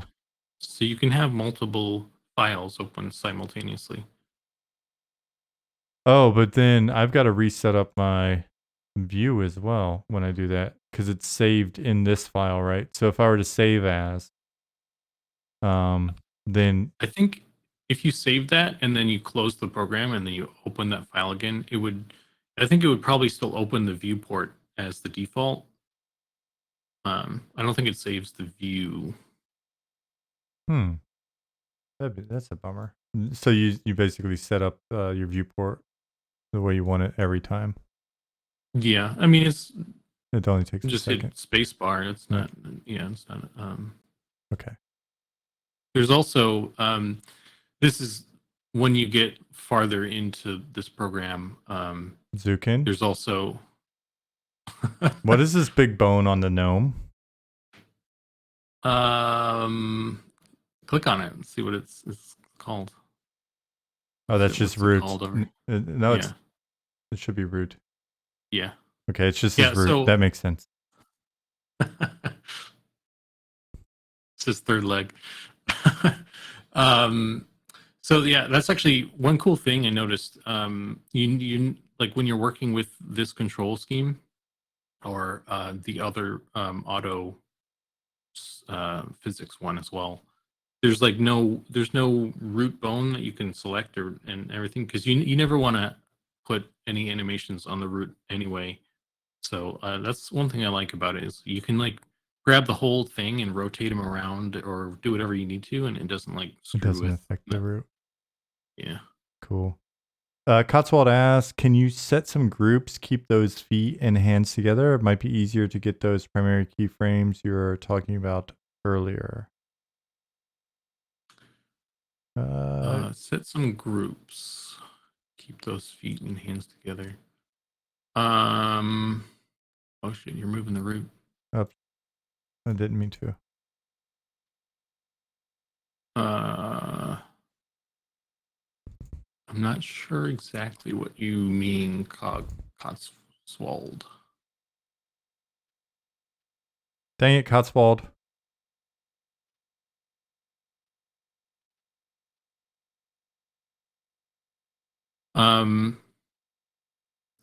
But I was gonna say, there's also a graph editor, and if you go up top here, graph editor, and then you select like some bone or something, select something over there.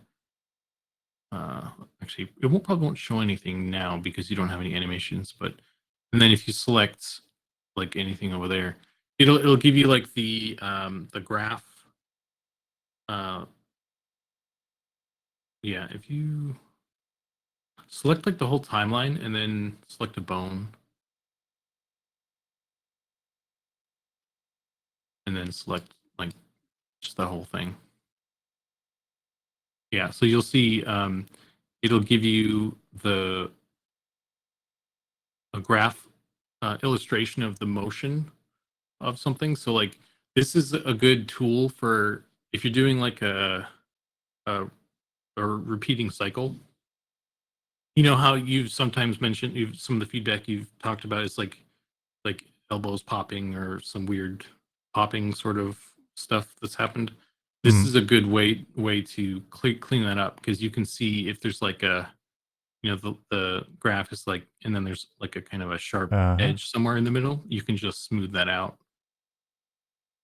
That makes sense. So yeah, that's one thing that I couldn't figure out how to do in Blender, and it was really annoying.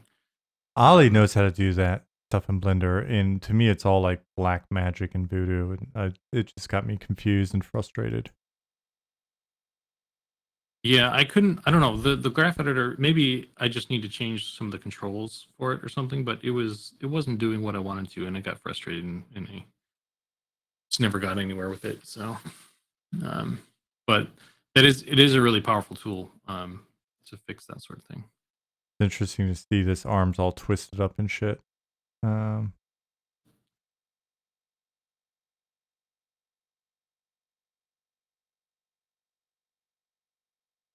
Yeah, so I'll probably this week and this weekend start playing around in here a little bit. And it's good that it's all just it's discrete anims. So Yeah, you can't break really anything. screw it up. Yeah, that's the other thing I like about them being individual files is like you can break stuff and it won't screw with anything else. Yeah, So.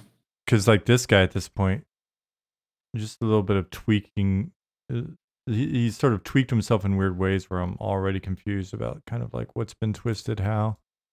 So I can get in here and probably start with something a little bit more simple and see how we are. Ooh, so Yeah, you could switch it to FK if you're more comfortable with that. nice. Versus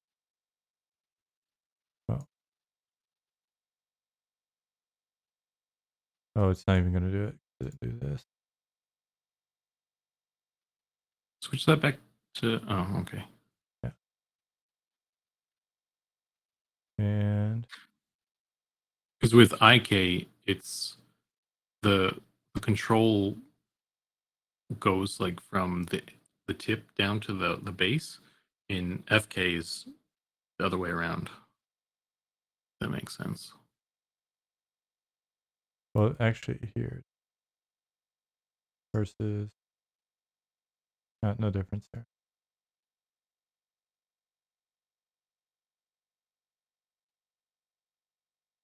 Actually, I'm just noticing there's two. I don't know what the change difference is there. We'll have to look that up as well.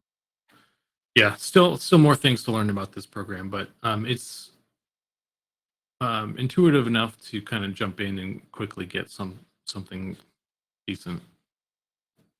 You don't. Can you do like a 3-frame some motion, just like make him like do a squat or something, so I can show you the. So Yeah. go to 24 and just make a new keyframe real quick. Snickerdoodle, to your point of starting with something less complex like a rat. I think a rat would probably wind up being even more complex if done properly. Not to argue with you or anything, but And then that one there, and then just like grab like the hip bone and just bring his whole body down. Yeah. Okay, and then select the whole timeline and add some in-betweens.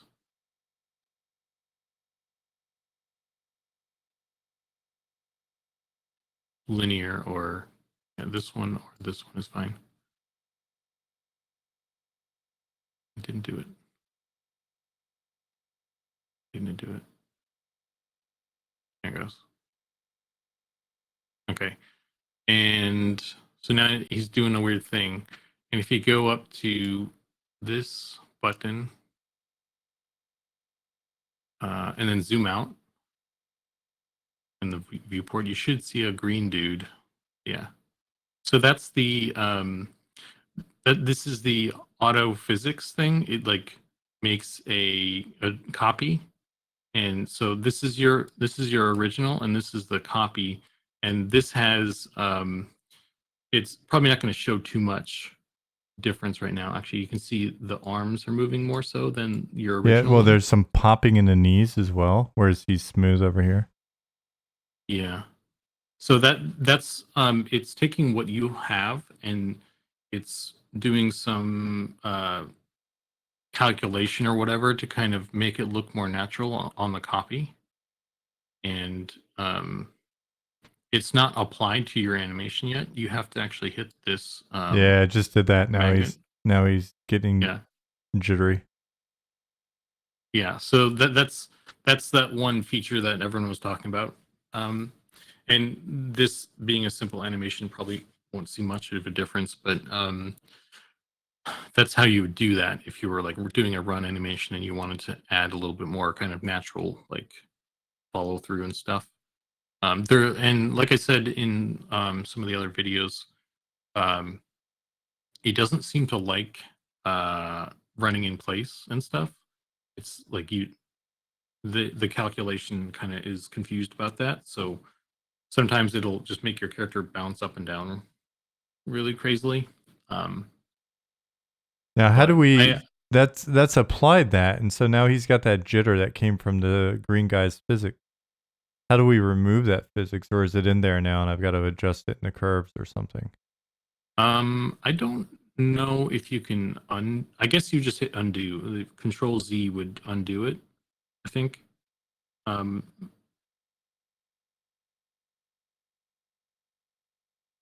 I think you'd have to go back until it stops being green at the bottom there. Yeah, there you go.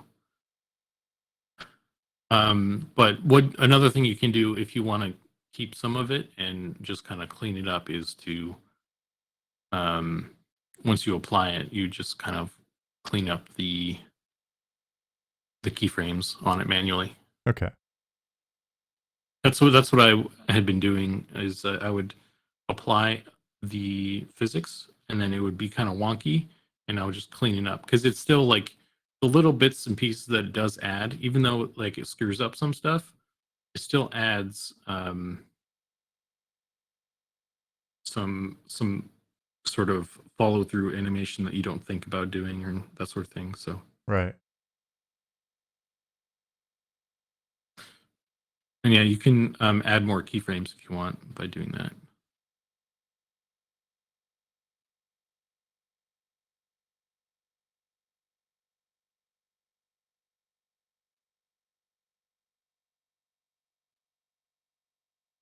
And that's basically all I know so far about this.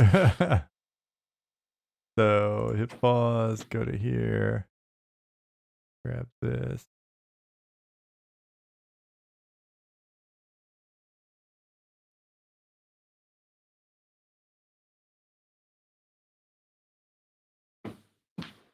Grab this.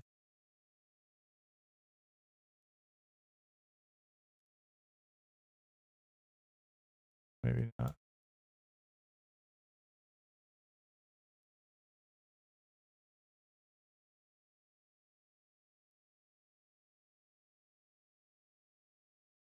I'm actually really looking forward to the gelatinous cube snickerdoodle. Yeah, That'll be fun. gelatinous cube. There's a lot of potential for fun animation there. Yeah, I was thinking, I wonder if we could, because typically there's like stuff like floating in the cube. I'm Yeah, wondering if we could put a little capsule guy in there as like a um, Easter egg or something. and a super secret rare one. Yeah.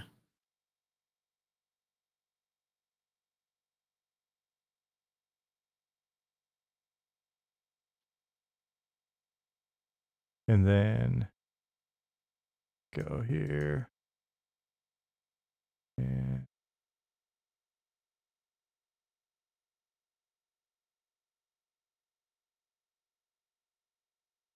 what the frick? I need to have different stream days where on some days it's a more adult stream so I can actually use my normal vocabulary. I've realized how much for whoa, that's Whoa. aggressive. What did you change there that it's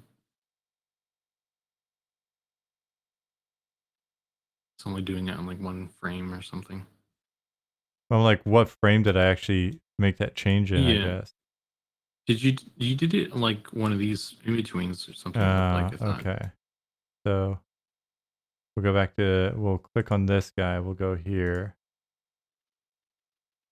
Godwin ZX said just tuned in. I watch you every once in a while, but don't really comment much. I love that you're doing this and learning to create models and animate them. This gives us an opportunity to learn with you. This is something I've always wanted to learn. Are you using Blender? I'm not using Blender this time. There may be some old videos around where I animated the capsule guys in Blender. That was last year though. We're playing around with, we've done some animations in Blender, and we're now playing around with a new tool called Cascader. If you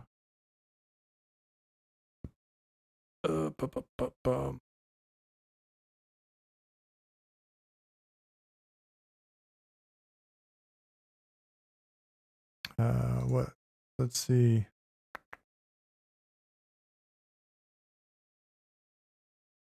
So this Cascader, oh, here are the examples, the samples that I was Yeah, mentioning. you could actually load one of those too if you wanted to. I think some of the auto physics and stuff work better on their models, obviously, because they know what they're doing. Um, it might be a good way to kind of play around with it as well. And so Godwin, I'm not going to be our animator by any means. The primary animation responsibility, until he taps out at least, will be on Zukan, who is the mysterious voice in the background, who you can see here. Hold on one second. I'll make sure that everybody's got links to all the other streams. So Zukan is primary and Goblin's doing some as well. And then I'm just wanting to learn it to see, one, I'm just curious, but then two, because I do think that as time allows, I'll be able to pitch in a little bit here and there, or be able to look at something and just make adjustments and go, what do you think about this? That kind of thing. So.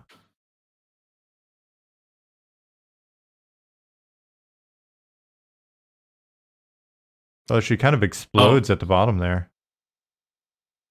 Yeah, so that's actually another cool thing. That line that they have, that's the motion path, which is also really useful in, like, if you're trying to like troubleshoot why something is moving strangely, you can kind of activate the motion path and see where things are getting weird, and you can adjust from there and stuff. There's also, I haven't found this very useful personally, but there's also this thing, expand with the arrow. You'll see, and like one of these ones, it'll show like multiple frames at the same time. I think you have to select a couple frames in the timeline for it to show.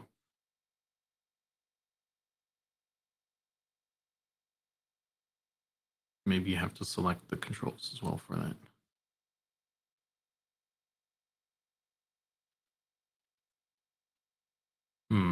Yeah, I don't know how to do that. Yeah.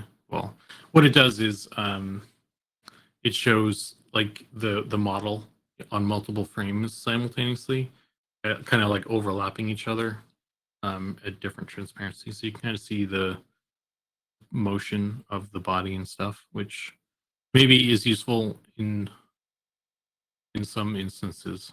Probably it might be useful with like some of the attack animations and stuff. What the? It's the parabolics. I guess for physics, if you're doing something physics based, it's showing you based on this, the actual parabolic maybe. path. I haven't thought about parabolics since I was in the army. Yeah, like I said, it doesn't, the physics thing doesn't like it when you move in place. So they might be trying to like do that whole motion or something. But sorry, ballistics. Why did I say parabolics? I haven't thought about ballistics since I was in the army.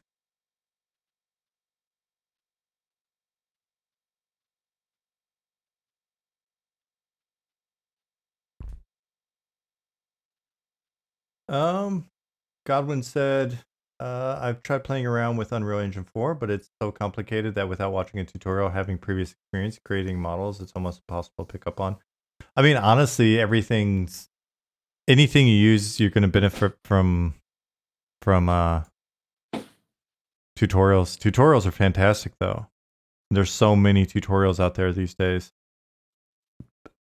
Yeah. While we were waiting to sort of, well, not waiting, but prior to us having people on the team that could do some of the other stuff, the only reason why I was doing things like started working with the environment art and animating the little capsule people, making the capsule people, animating them, all that stuff was just, we didn't have anybody else to do it. But fortunately there was plenty of tutorials to get us, get me started, get us going on things. So tutorials are fantastic.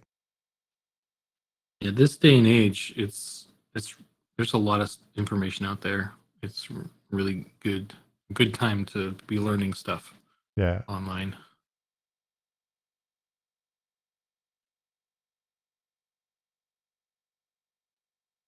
What you doing over there, man, with the hand? He's getting on my snapping case his fingers for certain animations. You're over here no, doing man. the same thing. You just got a filthy mind. Got a filthy mind. This guy's he's got a finger snap going. He's about to bust into a dance involving a knife. A gnome bard. He's doing some jazz. He's yeah. Yeah, Daddy-o.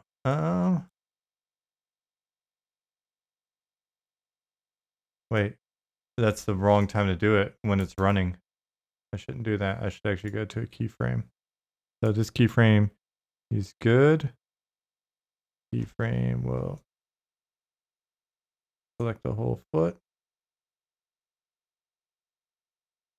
And then now he's really getting going. Just feeling the beat out before he starts the breakdance. Yeah.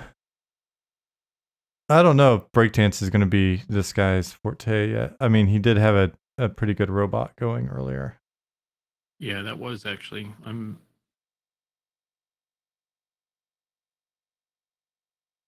right. I think if anyone's going to do a robot dance, it'd be one of the gnomes. Probably. So here. Then, well. Funny, people that don't know us, I guess, that are maybe tuning in for the first time and looking at me fumbling around with animations and shit, they're going to be like, when is this game actually supposed to be done again? It's like, this freaking dude is just now even figuring out the basics? Oh, shit. Oh, shit.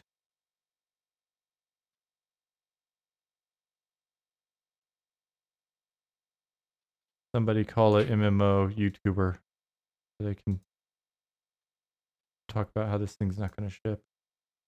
So if you're new here, don't worry. I'm having fun on stream learning how to do new stuff. Oh, because I keep holding Alt, which isn't helpful. There you go.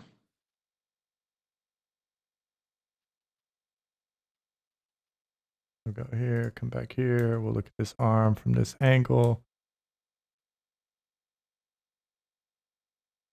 Do this. Bring this down a little bit. Play again. Oh, yeah. We've only been looking at it from the side. Didn't realize he's kind of wacky in his starting position here.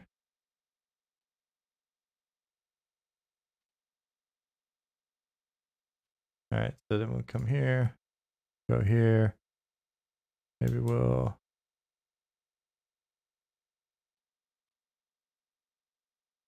So you're already getting the hang of it. Yeah, man. Got a good teacher. Get him to look a little more natural.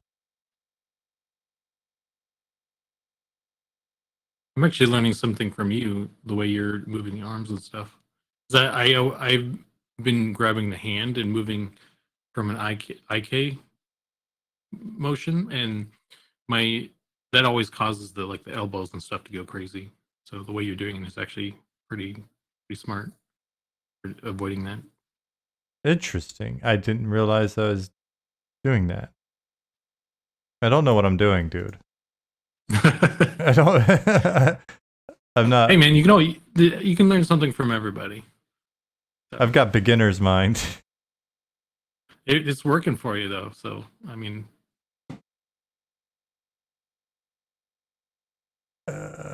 So it's interesting. I don't. I see the benefit of it, but I kind of a control freak, I think, and so when I move something, I don't necessarily want a bunch of other shit moving, right? So I'm switching all my K's to F. yeah, I'm just impatient sometimes. So like, I just want to get to everything to move to where I want it as quickly as possible. So like, IK is sometimes faster in that way. Like you just push and pull stuff, and it'll move certain things. And then I just have to like fix stuff that move in a wrong way. So Ah, yeah. Or should I be grabbing this? Should I be grabbing this dude? that's the elbow pull. So if you're trying to like move the direct, yeah, that way it should probably side to side would rotate it.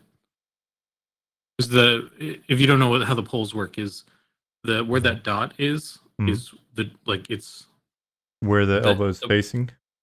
yeah, it's pointing at that. So if you're trying to, although these aren't super accurate, I think I've noticed that like sometimes they're, or maybe the model is just weird, but I sometimes move it farther than I thought I had to. So Oh, I see what happened here as well. Okay, so basically,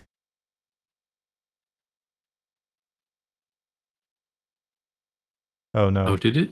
So what it was it's per keyframe. Okay, And so I basically switched it to forward on that keyframe, but then it went back to inverse here. interesting. So if I do boom here, boom here, boom here. Well, first of all, we don't want that, right? We want to do this, copy, paste, yet. Why? I don't think I like the way you selected stuff. No. And click that, and then select. Just do a marquee select of all the bones in viewport. Oops.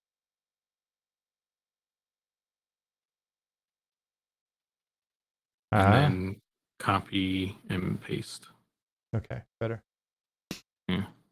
How many windows can you open with Cascader for views? Seems like you want top, front, and side at the very least. Maybe. I don't know if you can. There might be in Windows. Nope. View.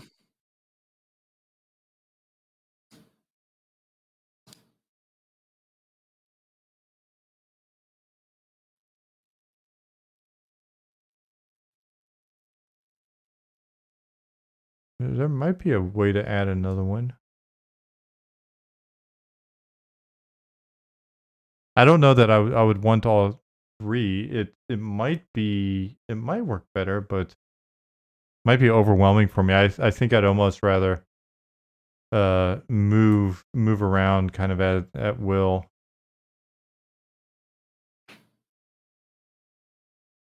I'm starting to get to that age where if there's too many windows, I'll start to get confused. Like I'm forgetting how to use remote controls already. You know that happens when you get older. I don't have any kids or grandkids to help me out either, so I'm kind of screwed. Like it's one of those situations where it's gonna slowly catch up with me. It's interesting looking at this now. Yeah, I'm not sure. I'll have to look into that. Actually, one other thing that I think is worth mentioning.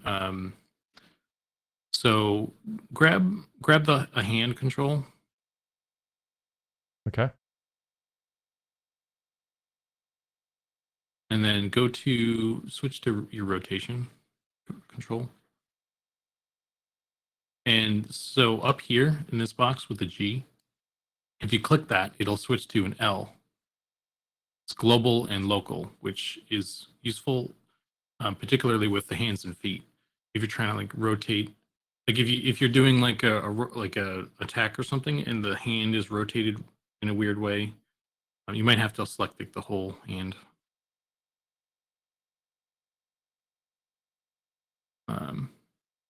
It's just sometimes easier on like to fix the rotation and stuff at weird angles in local mode versus global. But yeah, just a quick thing so you're aware of that. Okay. What are can you kind of explain what are you seeing as the difference between? This isn't a good example because it's kind of so low. Yeah, try and rotate it in a weird location, I guess, and maybe it'll be more visual. This is But global. it basically, so the road it switches between you know, kind of the world space rotation versus the orientation of the bone rotation kind of thing. Like, when you rotate it, the plane of the hand is different than like the plane of the world. I don't know how to explain it like verbally. It's okay. I think if I dig around with it enough, I'll probably figure out. Yeah, I'll figure it out. I think if you get the hand in a weird spot and you flip between the two, you'll definitely see it. It's a visual thing, but it's just helpful sometimes if you're trying to get like a certain sort of rotation. Cool. Godwin said, it's the same mentality when you try to teach someone that's been doing their job for years to do it differently. Habits are hard to break because of your mind. That's the correct and only way to do it. But you have new person's point of view that can be very refreshing at times. Yeah, it's. I was just watching something where we were talking about something else, or maybe I was listening to something. I listen to a lot of audiobooks. But we were just on that topic.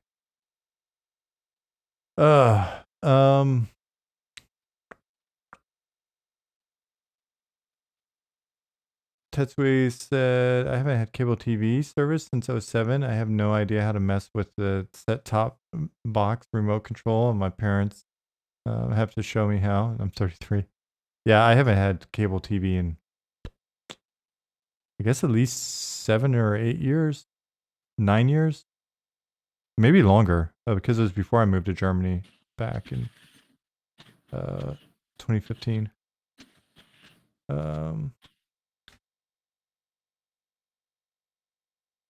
Gnome always pick rocks. What? Why wouldn't Rock I pick paper scissors? scissors. Why wouldn't a gnome pick scissors? It's mechanical. He can't do that with his hands. Oh.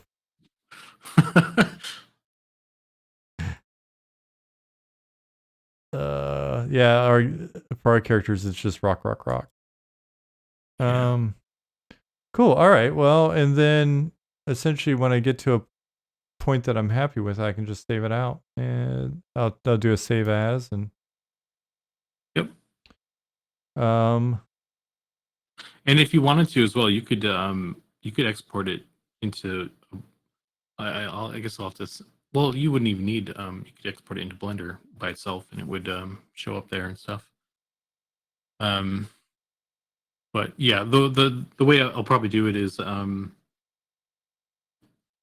if other people do animations, I'll grab that file and I'll import it into like a single like sort of master blend file for the animations, and then we'll have them all in the same thing, so we can we don't like make our Unity thing more complicated than it is. okay. So Yeah, but don't worry, I'm probably not going to be doing much more than playing it poking around for a bit, so it's not like. Yeah, no worries.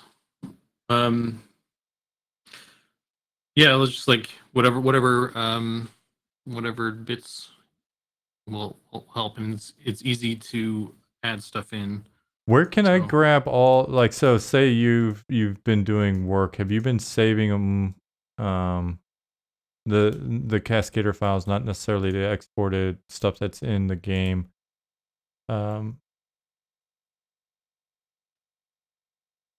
where do they live? I just have I have a like a file structure for all my stuff, um, based on either like the program it's using or like I have a Blender folder, and inside the Blender folder it has all of the stuff I've made, like the ogre and the bat and the snake and all the stuff. And so I made a Cascader folder, and I have like the gnome and the ogre in there, and I just have all the animations for all them individually as Cascader files. And then if I need to export stuff, then I have like a separate folder for exporting. Okay.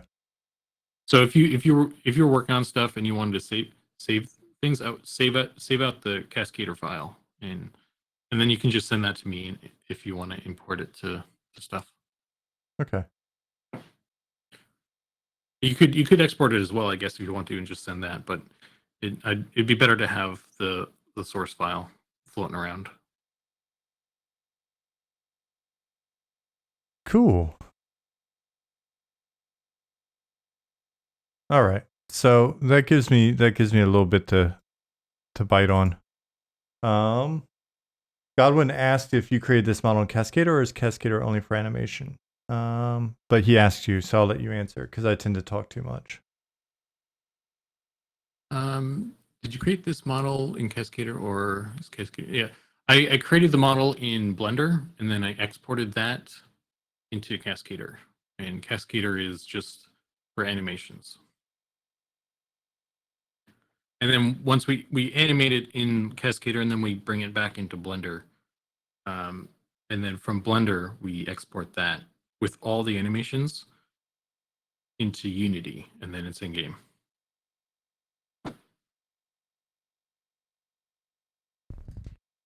And it's not as pain in the ass workflow as it sounds, right?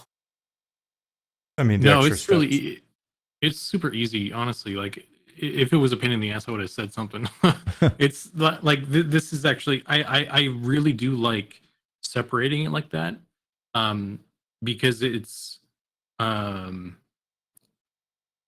it makes it like isolating the stuff, because animations can go crazy sometimes, and if you're like, I think I've screwed up some animations and stuff already, that I had to clean up and stuff by not paying attention and clicking on the wrong thing. And so just having everything in their own little pod, makes it better for me mentally to, like, not break other things unintentionally. And then when I'm ready to merge it all, it's just a simple copy paste, or just import it, and then the animation's in the blend file, and then I just assign it to the thing, and it's there. So it's really, really easy. So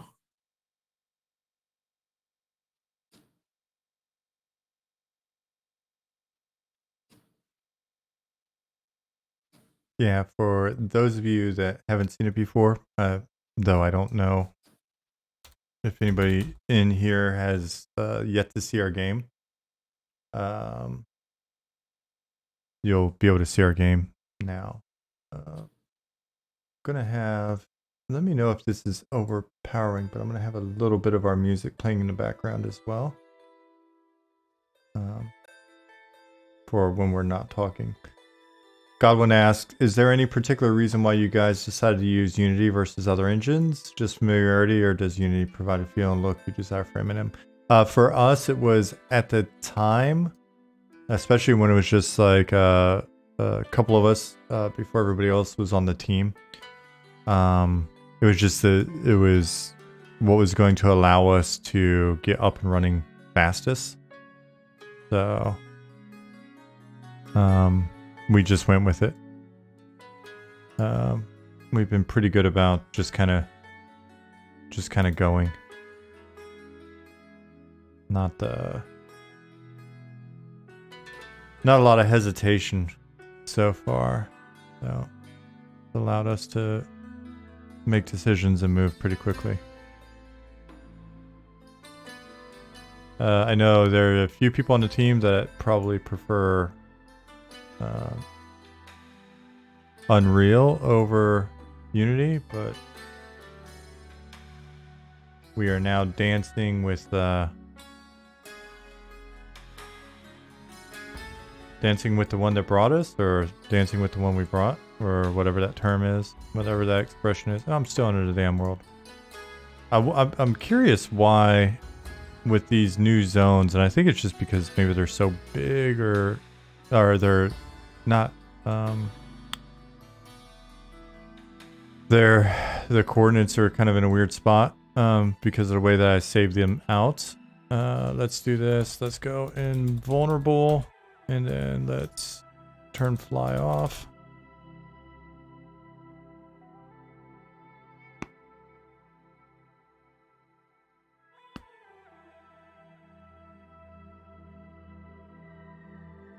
And now you can this is the new run, right, Zukan? Yeah.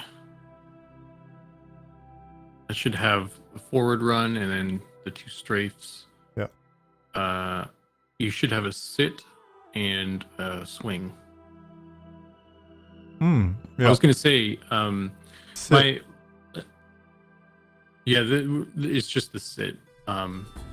We need like a transition, obviously, but I was gonna say is and let me know if you'd prefer me to do this like differently, but my thinking was that I would do like a certain number of kind of essential animations for the 3, like the ogre, gnome, and I'm probably gonna want to redo stuff for the human in this new pipeline, and just get those bare bones ones in first across the board, and then we can come back and add other stuff like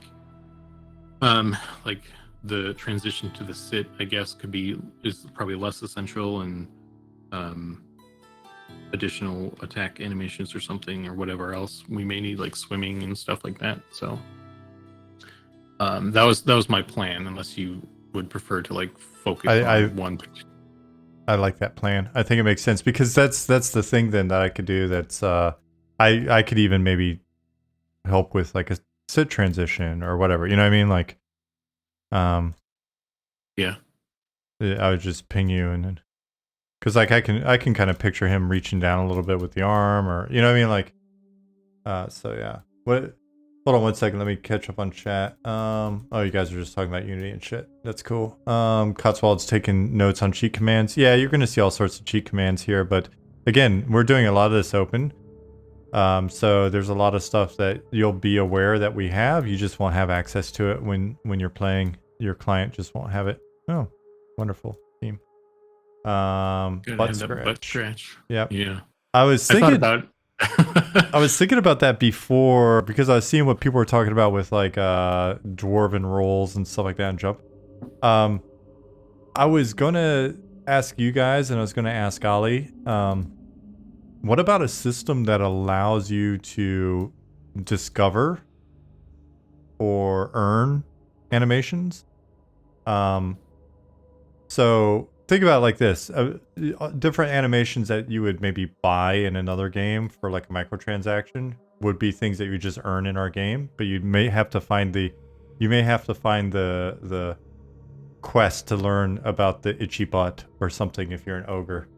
And then once you have it, you can set it as a default. Like basically, I want a thing on our paper doll, or maybe in our options or whatever. But maybe I prefer it here, where we can maybe set dispositions, and you can pick your different idols. And so like If I don't want to be a butt scratching ogre, because I look pretty sophisticated, look at me, then I would not set that as my idol, whereas somebody else could set it as their idol. Ryle said, so kind of like some of the animations from Conan Exiles. If that's what they do in Conan Exiles, then yes. I did not remember that about that. Okay, cool. All right. So I'll have to reference that. But how did they implement it? Was it just once you earned it, you had it, or it was stuff that you could set up like a disposition or something? Stefan XD asked what network solution is he using. So we started with, I think we started with ML API and base Unity, and then he rewrote a bunch of stuff. And now, and this is really a great question for Ali.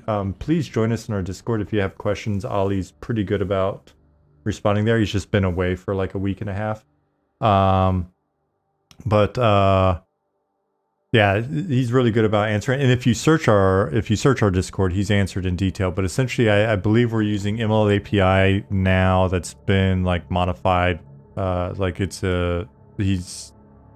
essentially it's our own networking stack built on or built from ML API. Does that make sense? I'm not the tech guy.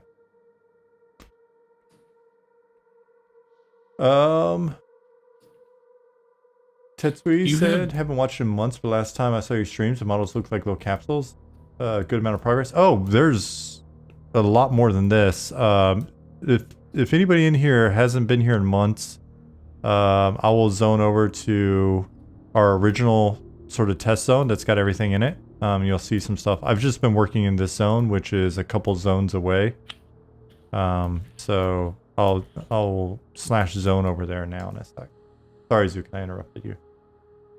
I was just going to ask if there's geometry there that you hadn't pushed, because I tried to join you and I fell through the world and stuff. So. Oh, in here? Yeah. No, you'll always fall through the world. I don't know what the hell that's about. Like, I logged out in here, and when I log back in, I fall through the world. And I think it's because, like, if I look here, like, I'm 3,500 out, and I think... what I'm wondering is, I think what happens is maybe when you zone in, you for a split second, you're like at 000, and then it warps you to your last location or some shit, and then something bad happens. I don't know. It's something I've been waiting on Ali to come back so that I can ask, because it's the way that I made this zone in the first place. Like if you look here, so this zone. And if you're one of the people that hasn't been around in months, then this may be interesting. So this zone is actually, this is Night Harbor here. And those people that were watching months ago, we've been in the Shaded Dunes, Night Harbor, all in one zone, original test zone. That's right here where I'm circling my mouse. And then we've been working in a new version of Night Harbor, which we're going to split Night Harbor and Shaded Dunes. And have those be two zones. And then there's another zone that's right here, which is got a new name. It's something Strand. I think it's Sungreet or Sungreet Strand, which is like a beachy, farmy area here going up north, whereas Shaded Dunes is going off to the west. So let's go back here. And we'll zone to Shaded Dunes. Zone Shaded Dunes. Because my goal for like, it was meant to be for like last week going into this week is to get all of our zones blocked in so that you can run around the entire proof of concept area. But I've gone deep in... Oh, I can't see you. Interesting. Oh, no. Now I can see you, but you're naked. Oh. By naked, I mean devoid of all textures. And there's something wrong with that. I need to fix that. And I lost my clothes. So... oh, this is a bug, though, that Ollie's aware of, I think. So let me zone back in. It looks like you answered the question with regards to HDRP. Cool. Excuse me. It is 10 p.m. here, or 10 after. So I'm still burpy from dinner.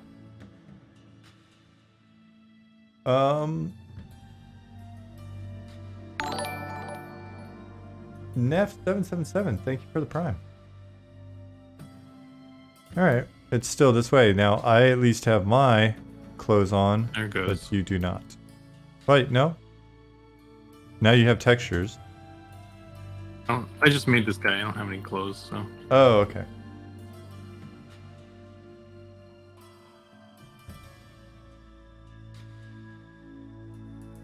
Alright, so those of you that haven't been here in months, you haven't seen this guy.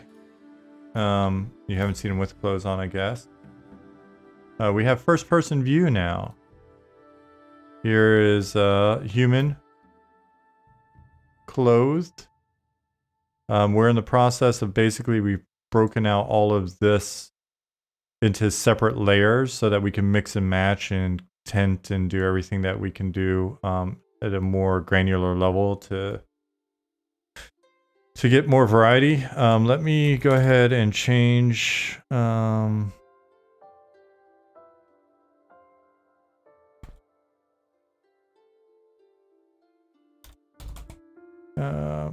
get the sun up here so you can see some of this stuff. So we now have multiple colors of beetles. We have an underground zone. That is the first of our sort of underworld deep zones in which there's an entirely different, really cool textured, dark, like blue and black? I forget. Beetle. Got the fire beetle. The ones in the deep, they glow as well, right? Don't they have like a blue glow? Yeah, they have glowing eyes. I think they all have glowing eyes actually. We've got skeletons in now with some animations. During the day, these skeletons, their eyes don't glow and they're not aggro and they just kind of walk slow. At night, they walk faster. They have glowy eyes and they're aggro. We've got the beautiful bat that Zukan made. I still, like the bats and rats and all these guys, as soon as I saw the textures, I was really, really, really excited. So we've got 3 different versions of bats. We've got rats that need animating. And we got 3 versions of rats. The albino rats are really cool.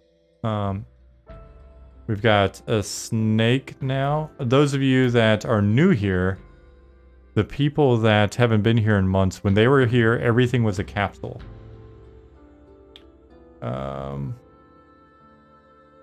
Yeah, everything was just different pills that we had made. And so we got a snake.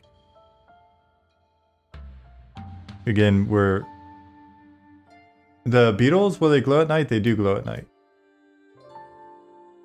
They already glow at night, yeah. We got 3 different snake textures.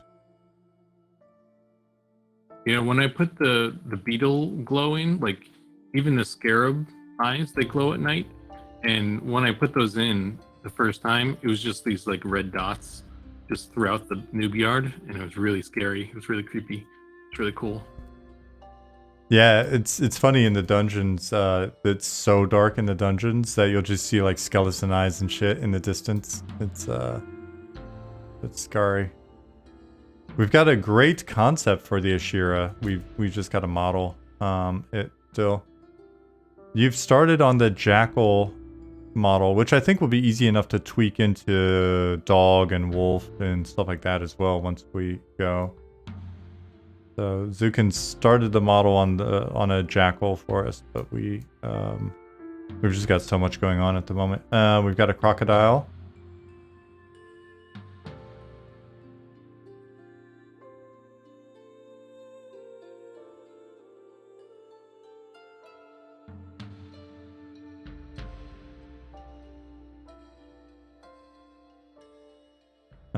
Let's see. We've got ogre, human, gnome. We've got human with robe. I think we covered all that. Here, I'll zone to the deep zone. Zone deep dunes.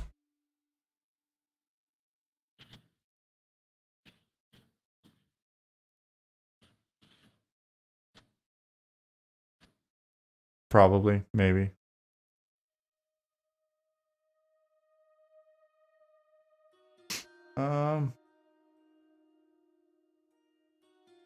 Funny. That was, I don't know what's going on, but we're replicating what dial-up used to feel like on zoning.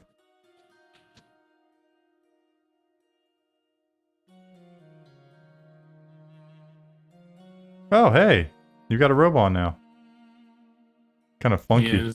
Yeah, you got a funky robe foot, but I don't know what I don't even know how that happened, but yeah, I need to fix that.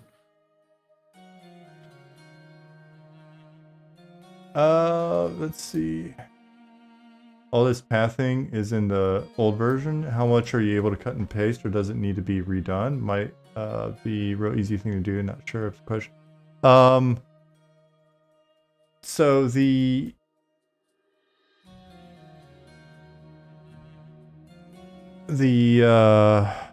data we should be able to transfer over to base data. I'll go back to that zone snickerdoodle in a second once we just kind of, if I can find some bats and shit in here.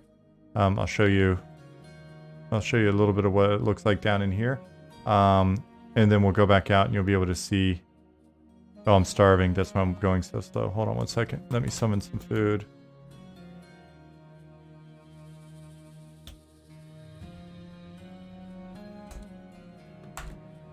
I swear I eat faster because I'm an ogre. Also because I leave my character AFK while I'm working constantly. Alright, I see a glowy beetle over there.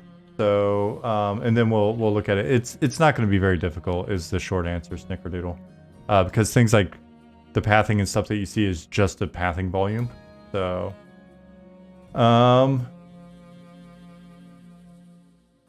Keith, currently food and water doesn't really affect gameplay beyond that. We have a whole list of RPG stuff that we want to play with in the next month or so that we'll get into how all of the various systems of that sort interrelate, and it'll be us testing out some different requirements and constraints and stuff. So Godwin asked, I'm not trying to start anything, so don't take it the wrong way. Just honestly curious, how are you guys able to recreate such a likeness to EQ without running into legal troubles with Daybreak? Because they probably won't. They don't own intellectual rights to the concept. Are you worried about bumping heads? This is the first time I've seen it in-game footage, and it looks awesome, and I'm loving it. Okay, so working backwards. Thank you. I'm glad you love it. It's. I mean, we're not going to recreate or use anything that is explicitly theirs. It's just when it comes to a lot of these concepts, they're just fantasy concepts. And when it comes to things sort of looking similar, if you bring up Dark Age of Camelot or any other game from that era, they're going to seem similar, right? So it's we're not using any trademarked material or anything that's explicitly theirs. It's just reminiscent, so should be fine. And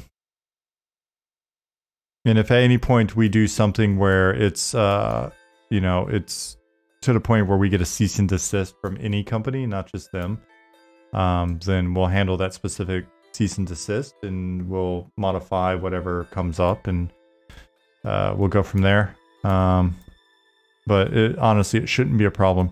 Yeah, so Zukan here made this texture, which is really cool for these guys. When you get close to them, and it illuminates them, and it's really neat.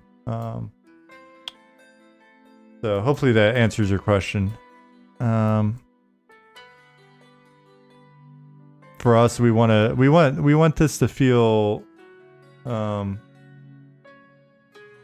We want this to feel as nostalgic in as many ways as possible. So there's a number of different references, and not direct references, but essentially you'll be able to see a little touch of all sorts of old CRPGs and MUDs and MMOs and stuff in what we're doing. So, let's see. Nef777 says, if the art and animation of the bat is the consistency of what will be expected, I'm super excited for this, to be honest. Yeah, that's the goal, I think. You see it in the bat, and so we'll be working to get everything feeling about like that. And in some places we'll even be modifying and playing with things like attack animals on the bat and all of that stuff. So a lot of textures on this bat. What's that? This black bat is very loud. Yeah, I don't think he doesn't have the right texture on though. Yeah, he doesn't have the black texture. No, that's a fair point. Here you can hear the music and all.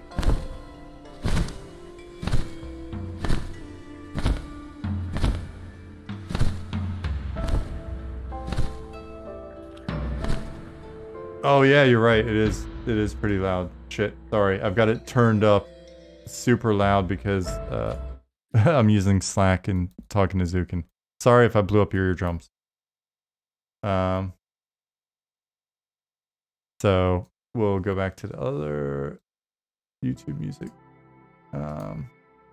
So Tetsui says, excited about this game as well. Stirs up UQA memories. Nice. If you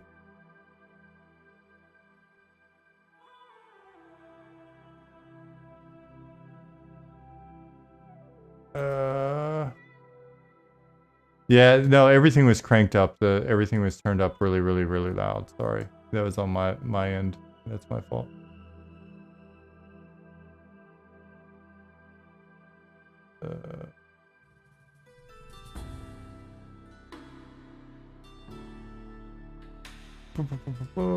Did I miss anything? All right, yeah. So I think some people it's going to stir up EQ memories. Some people it's going to stir up EQA memories. Some people may stir up Dayak memories. A couple of our people on the team. I think most of our teams played a fair bit of like EQ or P99. But then we've got a few others that haven't, and they're, for them it's like classic WoW. Again,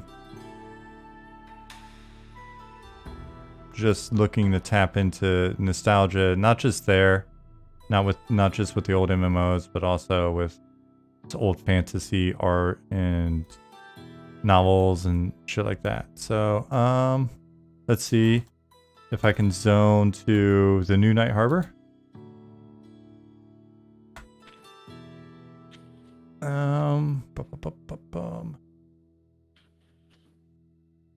So I'll zone there, and you'll see we're basically rebuilding Night Harbor to be its own big, distinct zone, and then Shaded Dunes will be an extension to this. So let me switch here. Shaded Dunes will wind up being its own zone off of Night Harbor. But I'll go in this manner so that it'll be easier to kind of see. So what we did was we went through a full design pass for Night Harbor and got all the districts and levels and areas and dungeons and yada yada yada figured out, and now we're blocking that in. And as we block stuff in, then Goblin comes in, he does concept art over the blocking. You guys have probably seen that either on our website or our Discord or whatever, in our updates. And then Harrison comes back in and starts building the actual buildings based off of the concepts. So,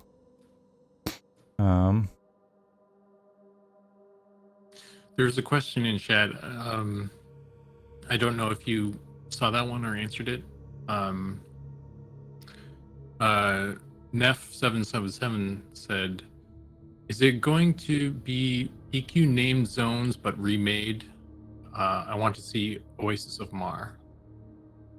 figured you'd probably be better to kind of word that answer. EQ named but remade.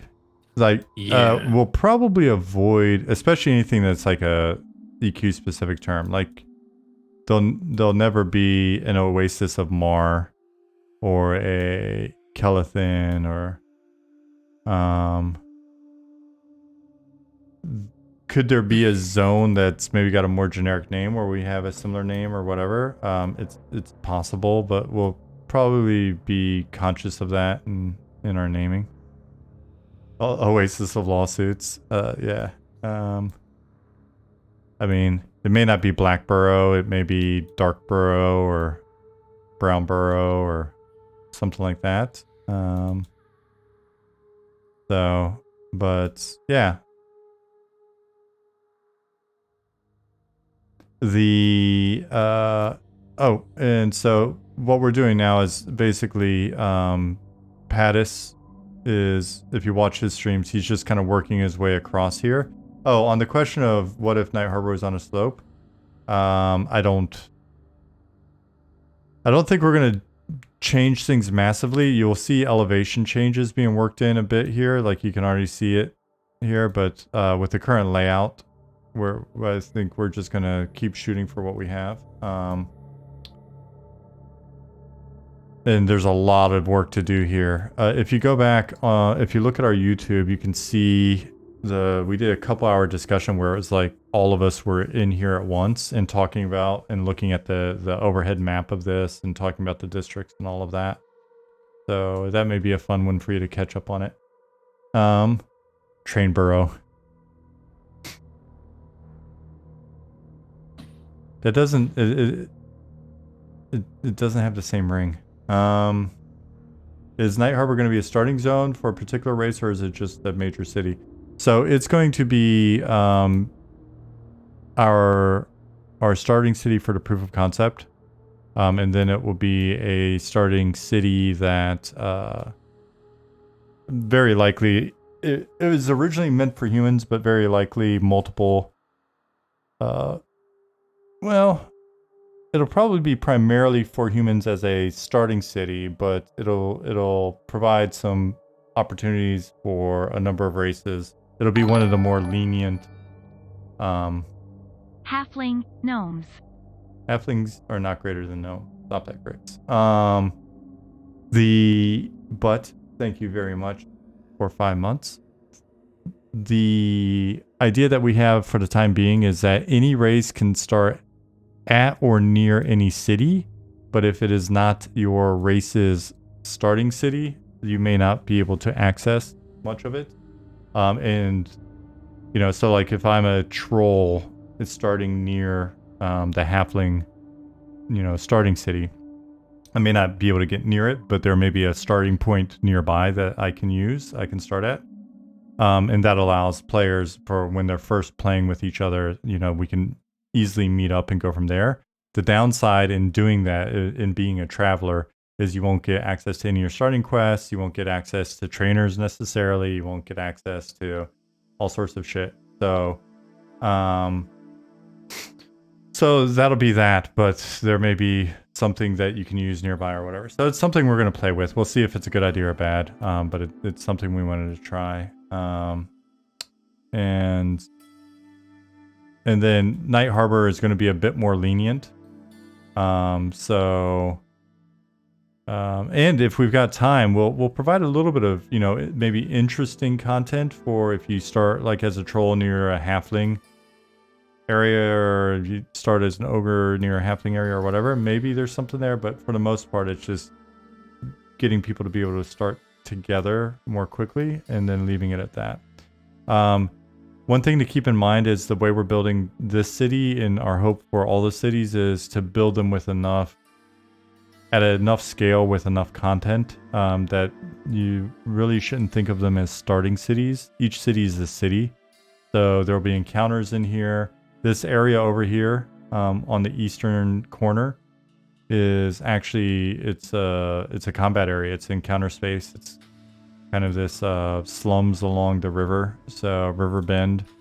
And so there'll be encounters within the city. There'll be naturally be quests and targets and things like that. If you think of like Lucan and Freeport. So the goal is to make sure that the cities and the content that is under them and in them and all that retain their relevance for the duration of the game. Will there be a faction system? Yeah. So we're going to lean very heavily into faction. Like faction is something that we really want to play with a lot. And so you may find, like we were talking about a little pocket of halflings that live in a hill nearby here. And so they might be somebody that you faction up with. The Ashira, which is one of the monsters that's out here, a monster race. They're kind of like they're a jackal were. So they're a shapeshifter. You can build up your faction with the Ashira, or you can hunt the Ashira and build up your faction with like some of the factions within the city here. You could potentially build up your faction. Our goal is to try to have as many factions as possible for you to sort of grind and unlock stuff. So imagine being able to unlock it's a jackal were instead of a were jackal, believe it or not, Dargoth. So imagine being able to faction up with the goblins in Runny Eye and discover merchants there, or use trade skill stations or the bank or whatever there, that type of stuff. So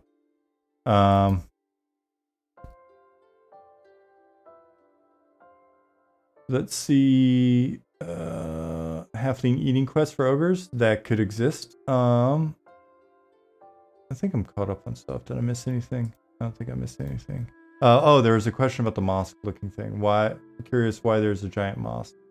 It's not a mosque, but it is domed. That is a grand council chamber for the faction that runs this city. So this city is run by a faction that is extremely powerful game-wide. They've got their hands in like every city, every area. They're called, the short name for them is the League, but they are the Langsdorfian League. So,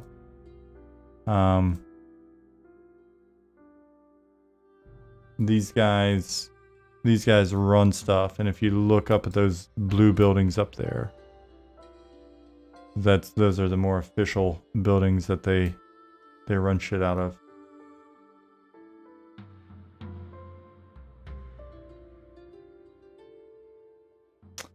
Snickerdoodle asked, so I hear the part about them not being a starting city per se, but that if you start at a city that isn't your race's city, then you have some new challenges. Does that mean every race will have a city even though it isn't exclusively starting city? That's the goal. So that is our long-term goal. And we'll see if they're all going to be at this scale, or if we're biting off more than we can chew, or, you know, what the deal is. But so let me cheat real quick. I'll put on my speed necklace. So yeah, if you guys have not been around for a couple months, it's interesting, then this goes into here, but then there's a lot of new stuff for you to see.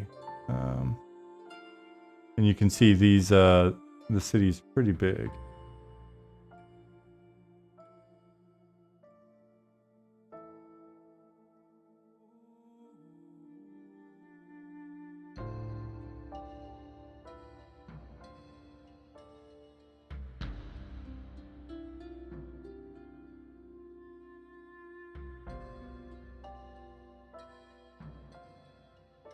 You know, and the goal is that as we go, you know, we'll gain certain efficiencies. There's only so many times that you need to build barrels or certain structures, or we'll learn a bit about the most efficient way to build certain things. Even like this building was a learning process when Harrison first made it. You know, it's very smooth and rounded, and it was like, hey, can you make that a little bit chunkier and make it feel a little bit more old school? So there's that part of the process, etc. So yeah, but at the end of the day, we know this is a massive undertaking, but we're just gonna keep chopping away at it for as long as people are interested. So then we'll zone into another zone here. We'll zone into, oops. Night Harbor Fields is the current placeholder name when zoning. But it's got, I believe we've changed the name to Sungreet Strand. See if I fall through the world when I do this, but hopefully I won't. Forever Mash said, I'm always torn between watching the streams and keeping as much of the content as possible hidden. Each time I see it, though, it looks better and better. Great job on the progress. Thank you. Thank you. So this is essentially, now I'm looking south as to where we were before. So I just put this, block this zone out a little bit. Yeah, we've been, you know, we're even if you see some of the zones and stuff, which is unavoidable for the time being, given how we're building stuff, and just kind of sharing everything with the community, you'll see that, but we're trying to keep the lore secret.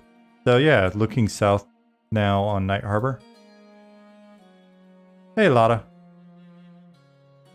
And then this zone will be more like kind of farmland and some fields and some date tree groves and things like that. And it goes down along the river. Again, this is another fairly big zone. Funny, I actually like first person a fair bit.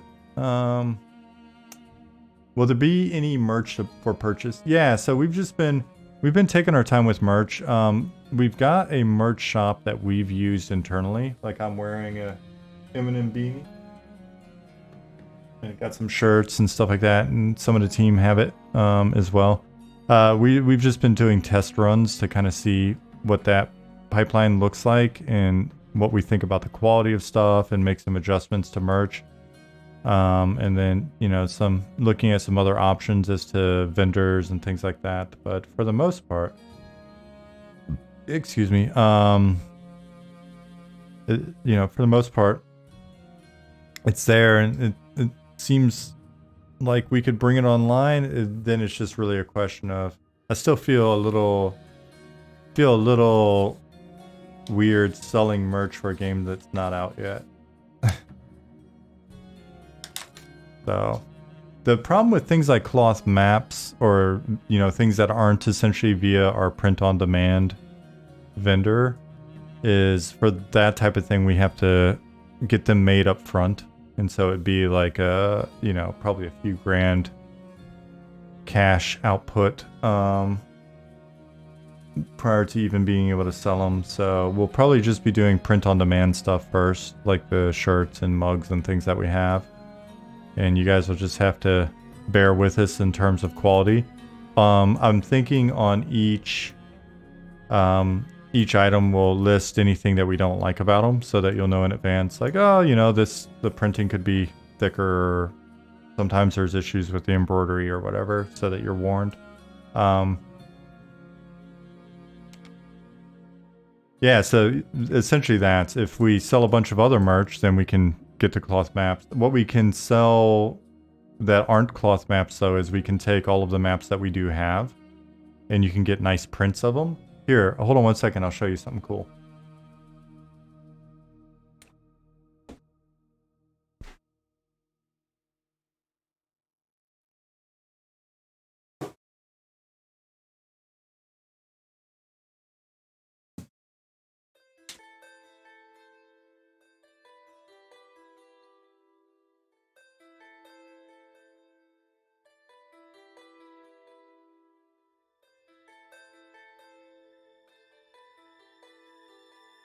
So the my shirt's actually hanging up in the closet, but had stickers made.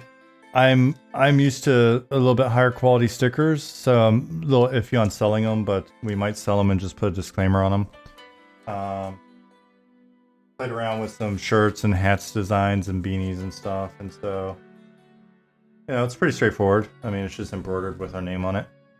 But then this is pretty cool. So we can do different size prints and even framed stuff. And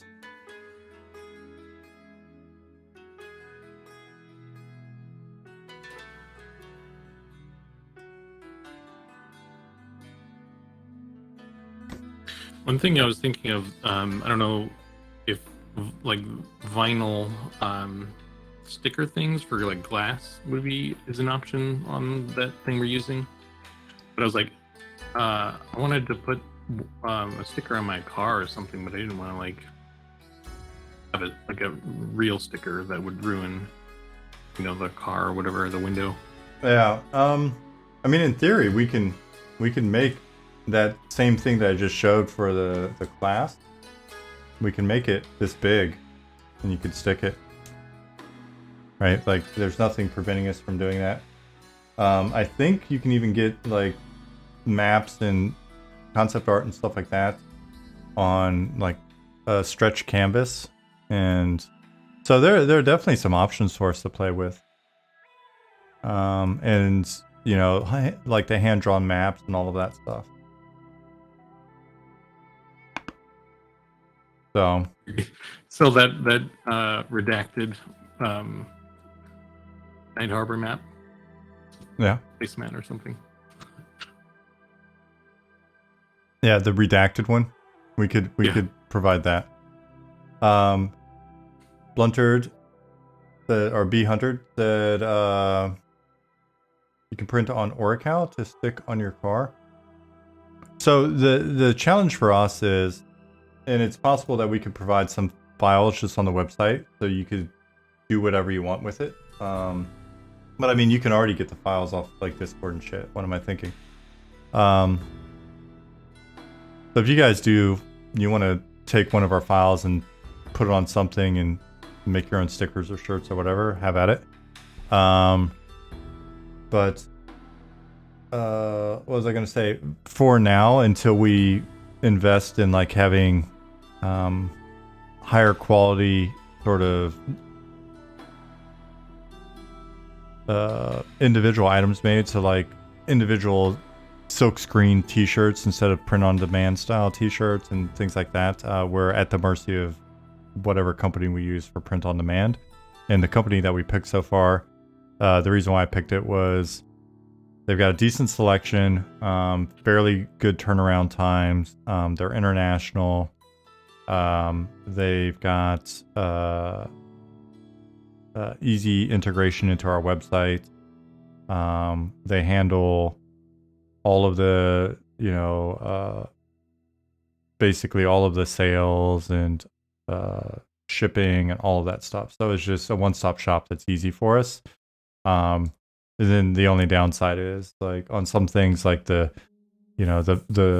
quality of the printing in terms of like getting that nice thick silk screened printing, that type of stuff. To me, it's a slight difference in quality, and so I feel a little bad if we're selling you a shirt for whatever, 25, 30 bucks, and it's not absolute fantastic quality, then I feel a bit bad about that. But we'll make all of that known on our website, like on our store, and then we'll tell you guys here, and then it's up to you. If you really just feel like you want to support us and you want to buy some shit, then please do. But again, you know us, we're not trying to... I think there was a question above.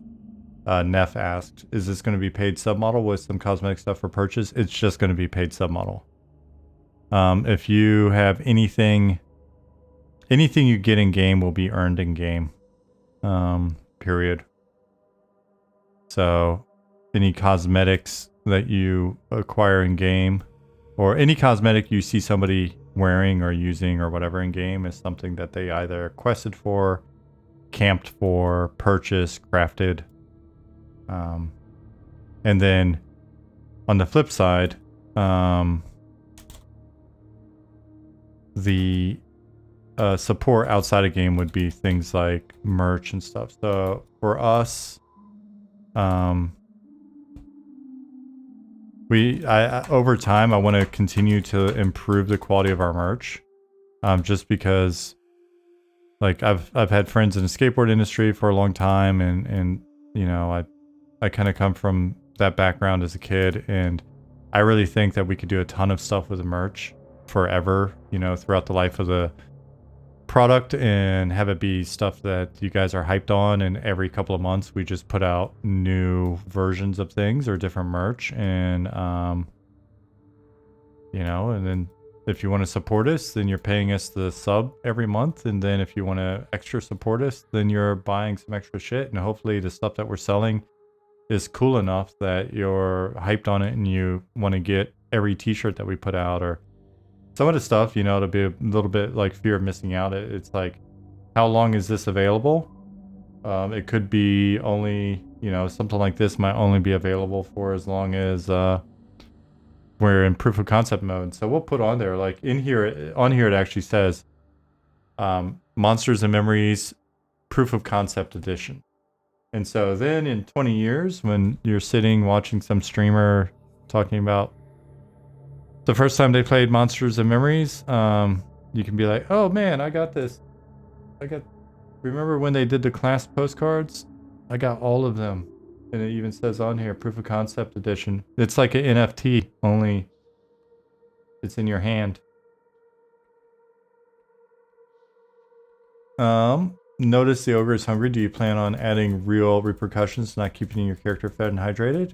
Or is it going to be like EQ where it hinders, regenerates? Ooh, I zoned, and it actually didn't put me through the,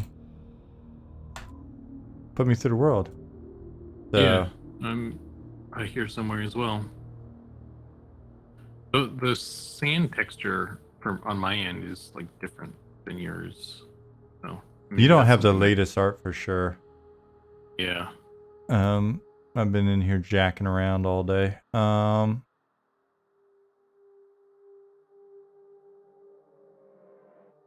Autographed by the team. So things like that.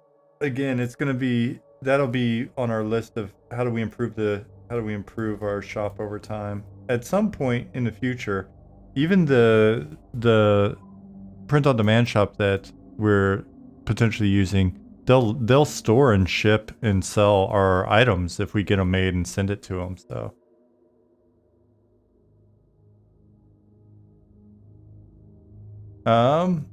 you like that zone line? It's clearly a zone line, but not just like a tunnel in the middle of a flat wall. Yeah, so we've got a mix of those. So we're torn on the team. Some people like tunnels and you know, walls, right? Like some people like that distinct zone line. I tend to be a little bit more, I like them just to kind of be there, but maybe a little bit of bottlenecking. But to me, I'd be just as cool with that kind of Karana style, like it's just a big ass zone line. So. As long as you can tell where it is, that's the important part. Like, if you're running for your life, you need to know like exactly where it is, even if it's a large one like Piranha. Yeah. Grix, we have coffee mugs. I think we've got a smaller one and I think a 16 ounce. Beer steins they don't have yet. So we've got a crystalline forest that's in the design doc. I honestly didn't know what the trees are supposed to look like. So I just made these placeholders and I'll talk to Hamad. But I tried to make like a fancier tree and it was becoming a waste of my time.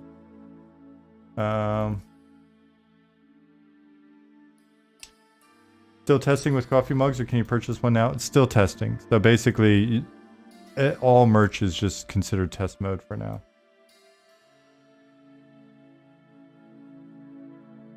Lotta slowly cataloging the lore. I'm assuming if and when the wiki goes up that you should be a prime contributor.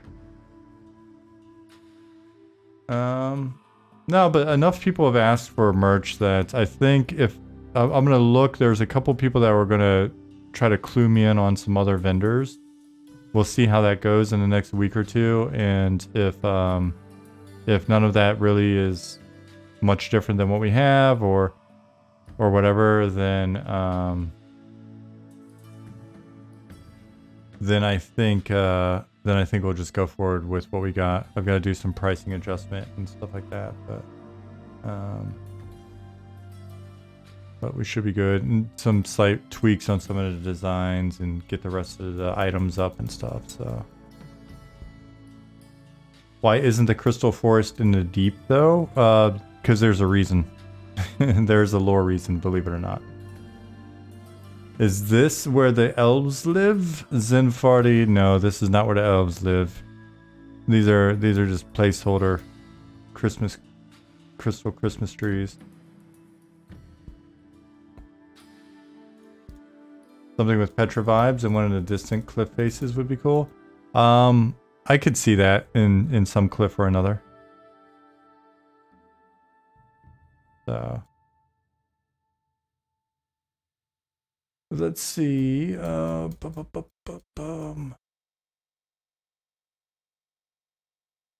Riley Van Helsing said, I like both open zones and smaller areas. Depends on what is there. Open world areas are nice for XP and relaxing, where places like Guk and EQ are great for loot and grouping. Yeah, we'll definitely have that variety. And lots of variety in scale. We'll be all over the place. We'll be pretty inconsistent on scale and stuff.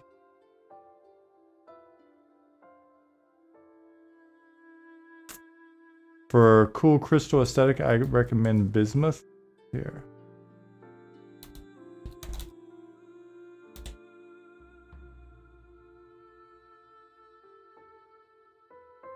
Oh, interesting.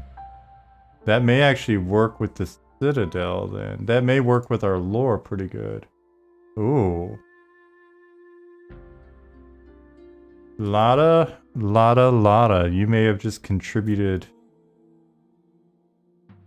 directly to some art.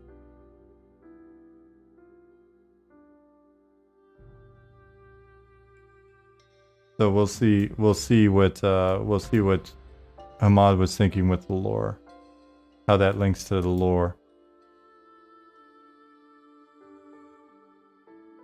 What's my favorite kind of cake? Carrot cake. Followed by Black Forest Schwarzwalder Kirschkuchen.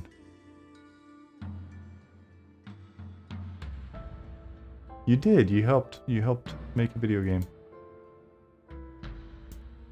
Kind of interesting to think that people who watch your streams can help influence ideas about how the game is shaped in the long run. Butter 31, of course. That's what we're here for.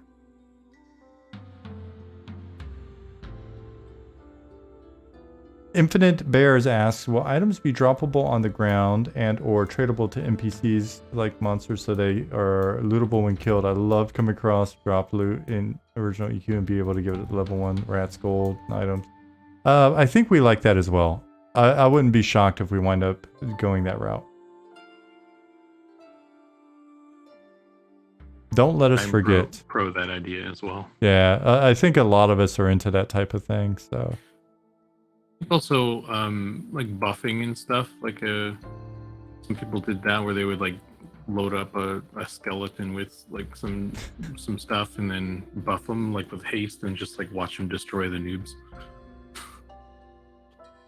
and stuff. Like just like even though that's kind of a dick move, like just the ability to do that, I think gives the people freedom. Like I think that adds a lot to the world. Some people just want to be dicks. Yeah, Zukans agree for confirmed. No, man, I'm the enchanter that hangs out in Field of Bone and hands out like C2 to people in haste. When you're not griefing them. I think I'm gonna head off and get some lunch. Cool, and then you're gonna be streaming a little bit later, right? Yeah, I'm gonna continue doing some more animation later today. Okay. So, thank you for the help, Zukan. Everybody, be sure to keep an eye out for Zukan's stream later. So. Yeah. Hit me up with any other questions and stuff you have whenever you're messing with that. And I'll catch you guys later. Cool deal. Thanks, dude. Yeah, thanks for having me, by the way. It was fun. Absolutely. Next time we'll do it in a way where I interview you and we learn more about you. And all my griefing ways. Absolutely. Sounds good. All right, I'll catch you later. All right.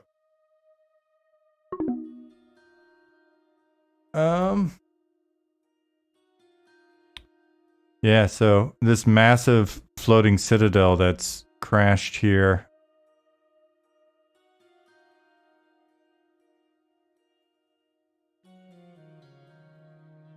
Excuse me. Will oh, that's why you were asking about cake. Because you were talking about ogre ass. I get it now. Weirdo. You weirdos. I get it now. Thought you're being serious.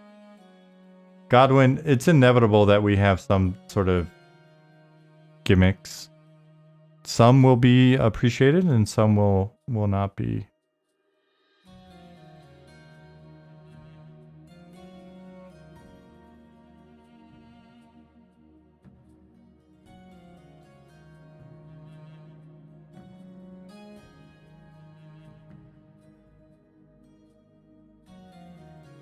Cake is not just ogre ass, but it is butt. Okay, I'm sorry. I'm not up on all the latest lingo.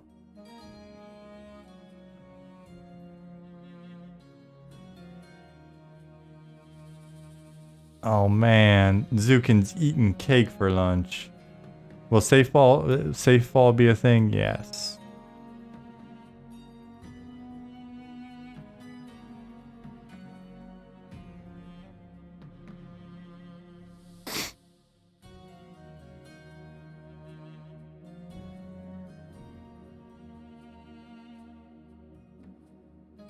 This isn't that sheer.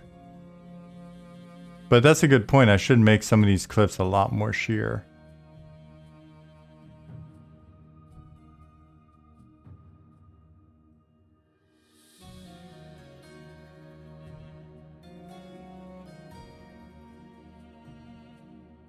How far into the blockout process do you normally start to populate NPCs for testing things? It depends zone to zone, to be honest with you.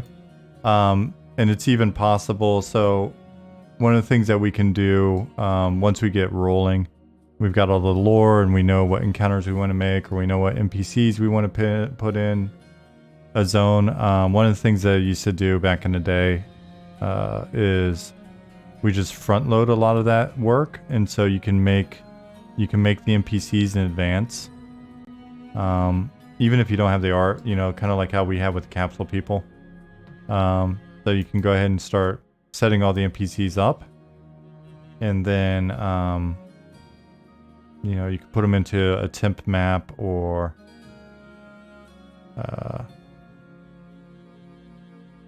have them in another map and just move them over or whatever.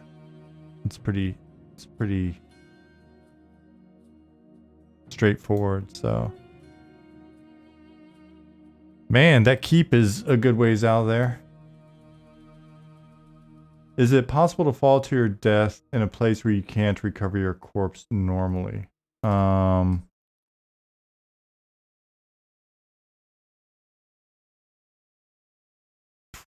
think we're trying to avoid some of that. I can think of one example where it'll be very problematic. A zone that it'll be very problematic to get your corpse.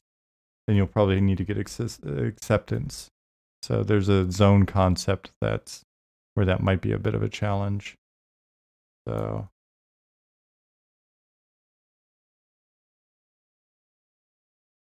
man, with the moon's not up, it's kind of dark in here. So give it a minute for the moons to rise and see if that helps me see a little bit better. But I can still see the castle for the time being, at least, because it's. I do have my torch. This is without the torch. Torch only goes so far though.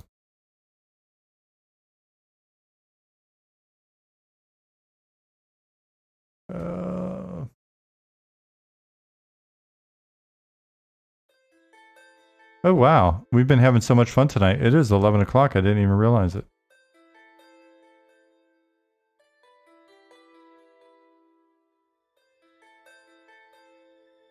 Yeah, so we're going to be looking at the scale of some of the zones, and we'll see if this scales, you know, as we start to do population stuff. Does it feel too empty, or is it okay when you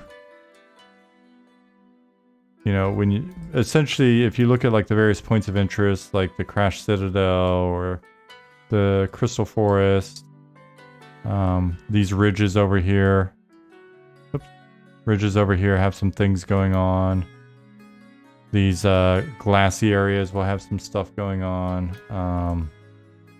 This keep up here, right? But then there may be some dead space where there are either no creatures or it's just a very big roaming volume. So we'll see how that feels. Moon would be an excellent place to base an expansion on. If only there was some sort of a creature that we could put up there. A furry one.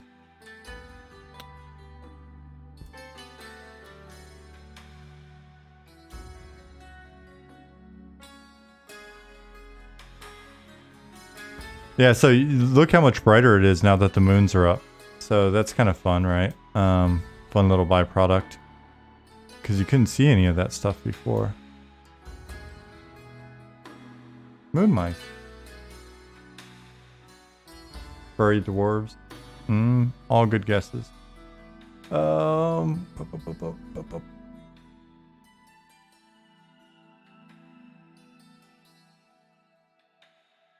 Is it possible?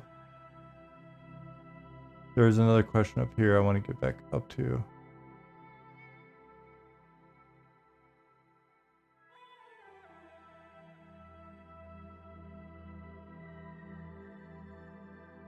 I'm trying to find this question.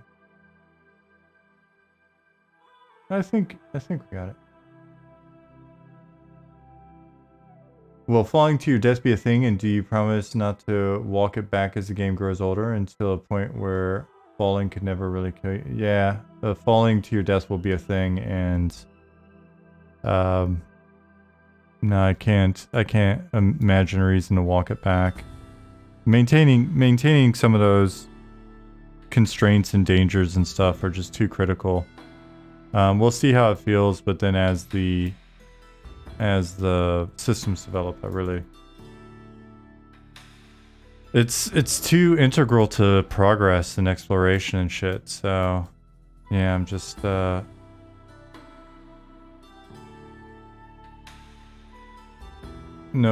plans to ever walk about. Yeah, so it's kind of fun. Look, now that all 3 moons are up and they're all full, it's actually pretty bright in here.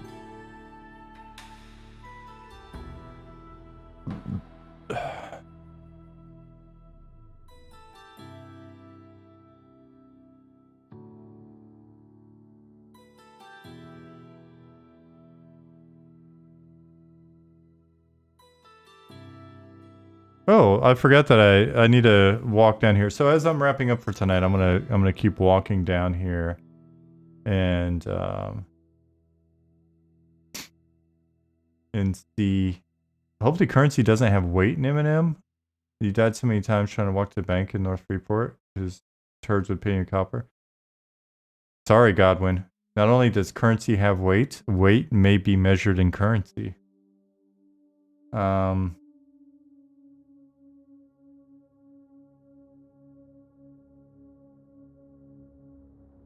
much does that sword weigh? It weighs 12 gold coins.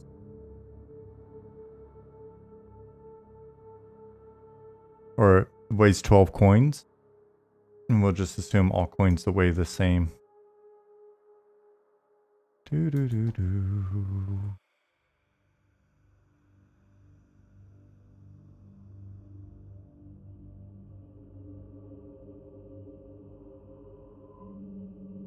Is the sword worth its weight in gold? That is a great question. Is it a gold sword?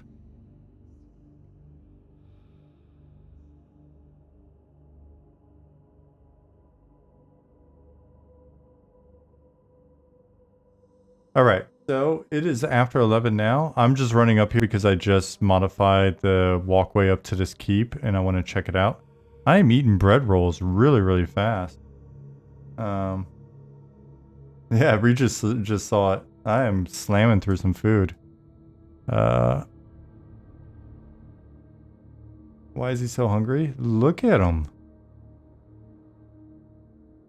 These aren't giant bread rolls. These are normal human-sized bread rolls. Oh, man. Ogres eat more than smaller races. Apparently, it looks like it. Yeah, suds. How much do halflings eat? Same amount as an ogre. Isan, you're very welcome. Thank you again for everything.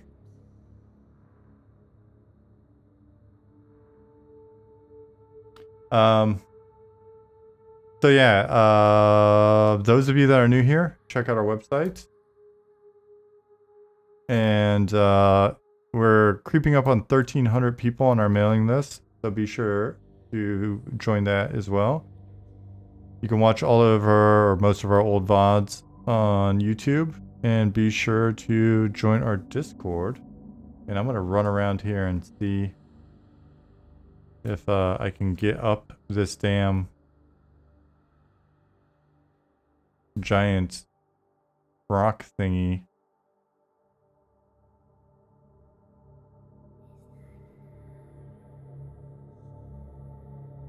Crafting model conceptually figured out, similar to something in the early 2000s.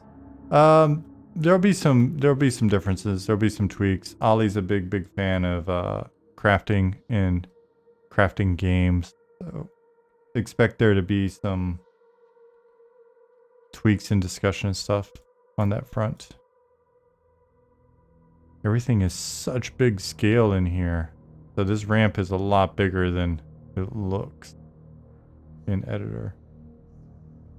So maybe that's not a bad thing though. All right, I'm gonna run up this ramp.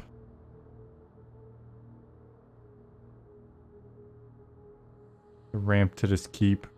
In editor, it just felt like a nice little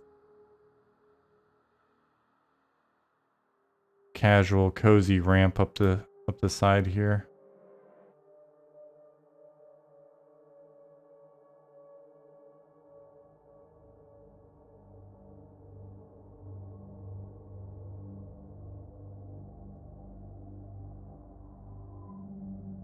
I may still find a way to make this a little bit more cozy.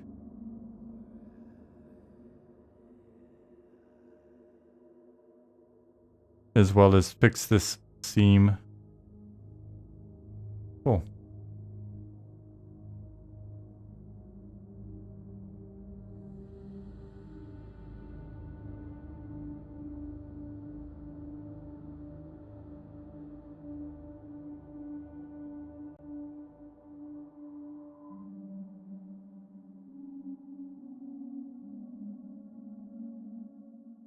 We do have fall damage, so I'm not going to jump off the side here.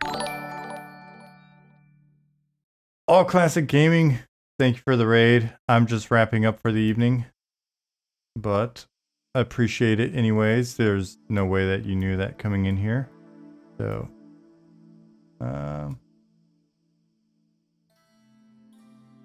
yeah, guys.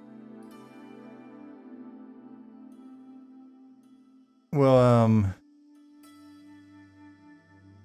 we'll run back down the ramp and we'll watch the sun come up, and then I'm gonna get out of here because it's late and my wife gets up really early in the mornings. Oh, and tomorrow's a run day. I've got to go running tomorrow. I need my beauty sleep on run days.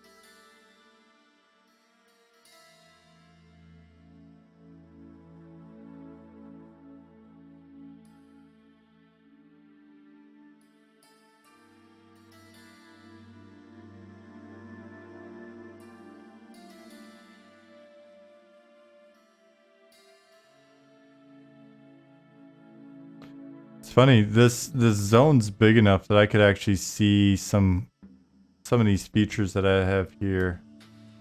I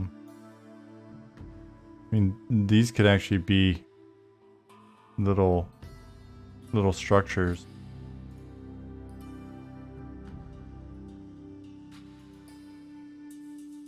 So I have to keep that in mind. Slap a couple doors in, boom.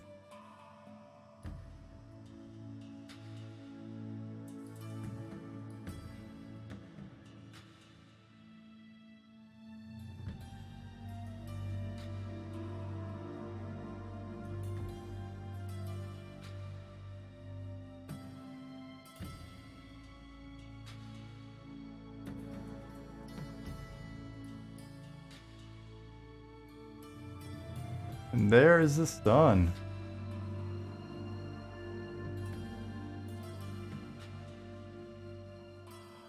Yeah, I am blowing through the bread rolls pretty quickly.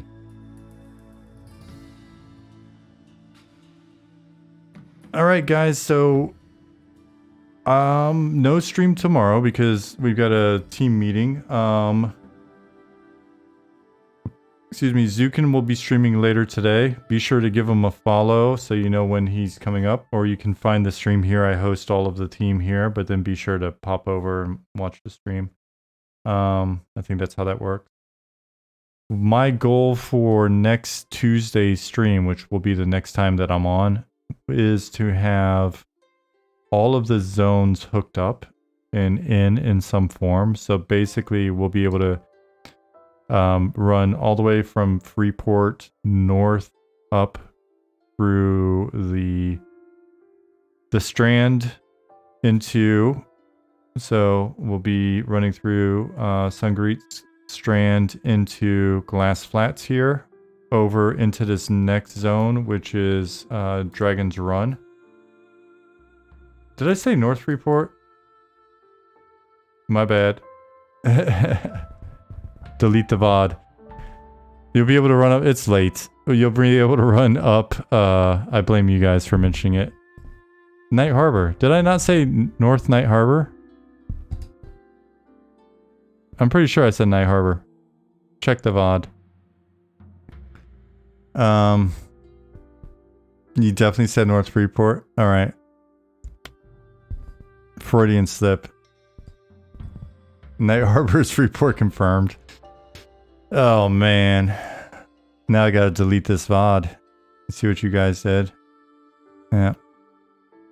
So now I'm all flustered. I'm not gonna be able to. You will start in Night Harbor. Cause I was thinking North Night Harbor, and you know, whatever. So you'll be able to start in Night Harbor, run up through Sungreet Strand. Yeah.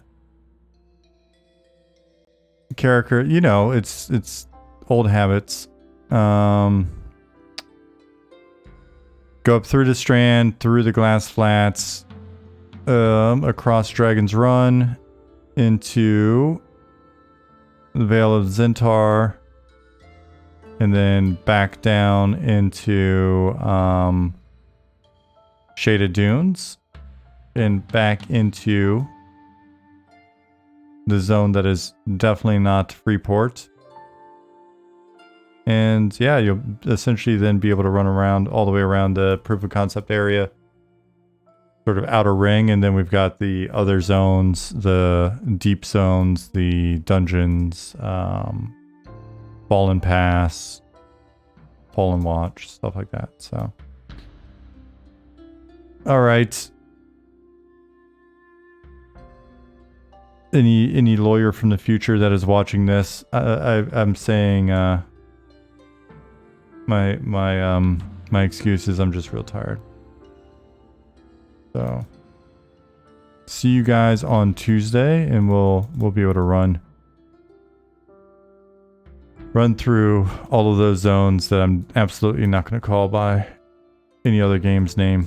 It's, man, that's tough. That's bad. It's almost like being with your current girlfriend or your wife or whatever, and then using the wrong name, which, in all fairness, I don't think I've done this time.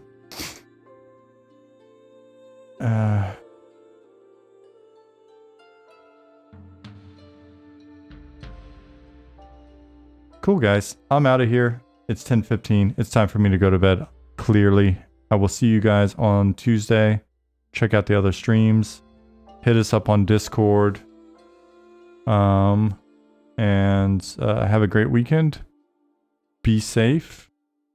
Let's say some good nights. And then I'll bounce out of here. Good night, Zukan.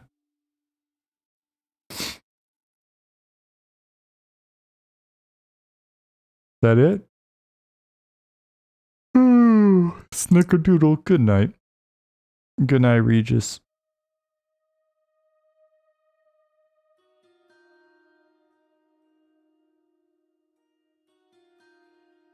All right, you guys are slow on the good nights tonight. So that's it. That's all the good nights you get out of me. I will see you guys on Tuesday.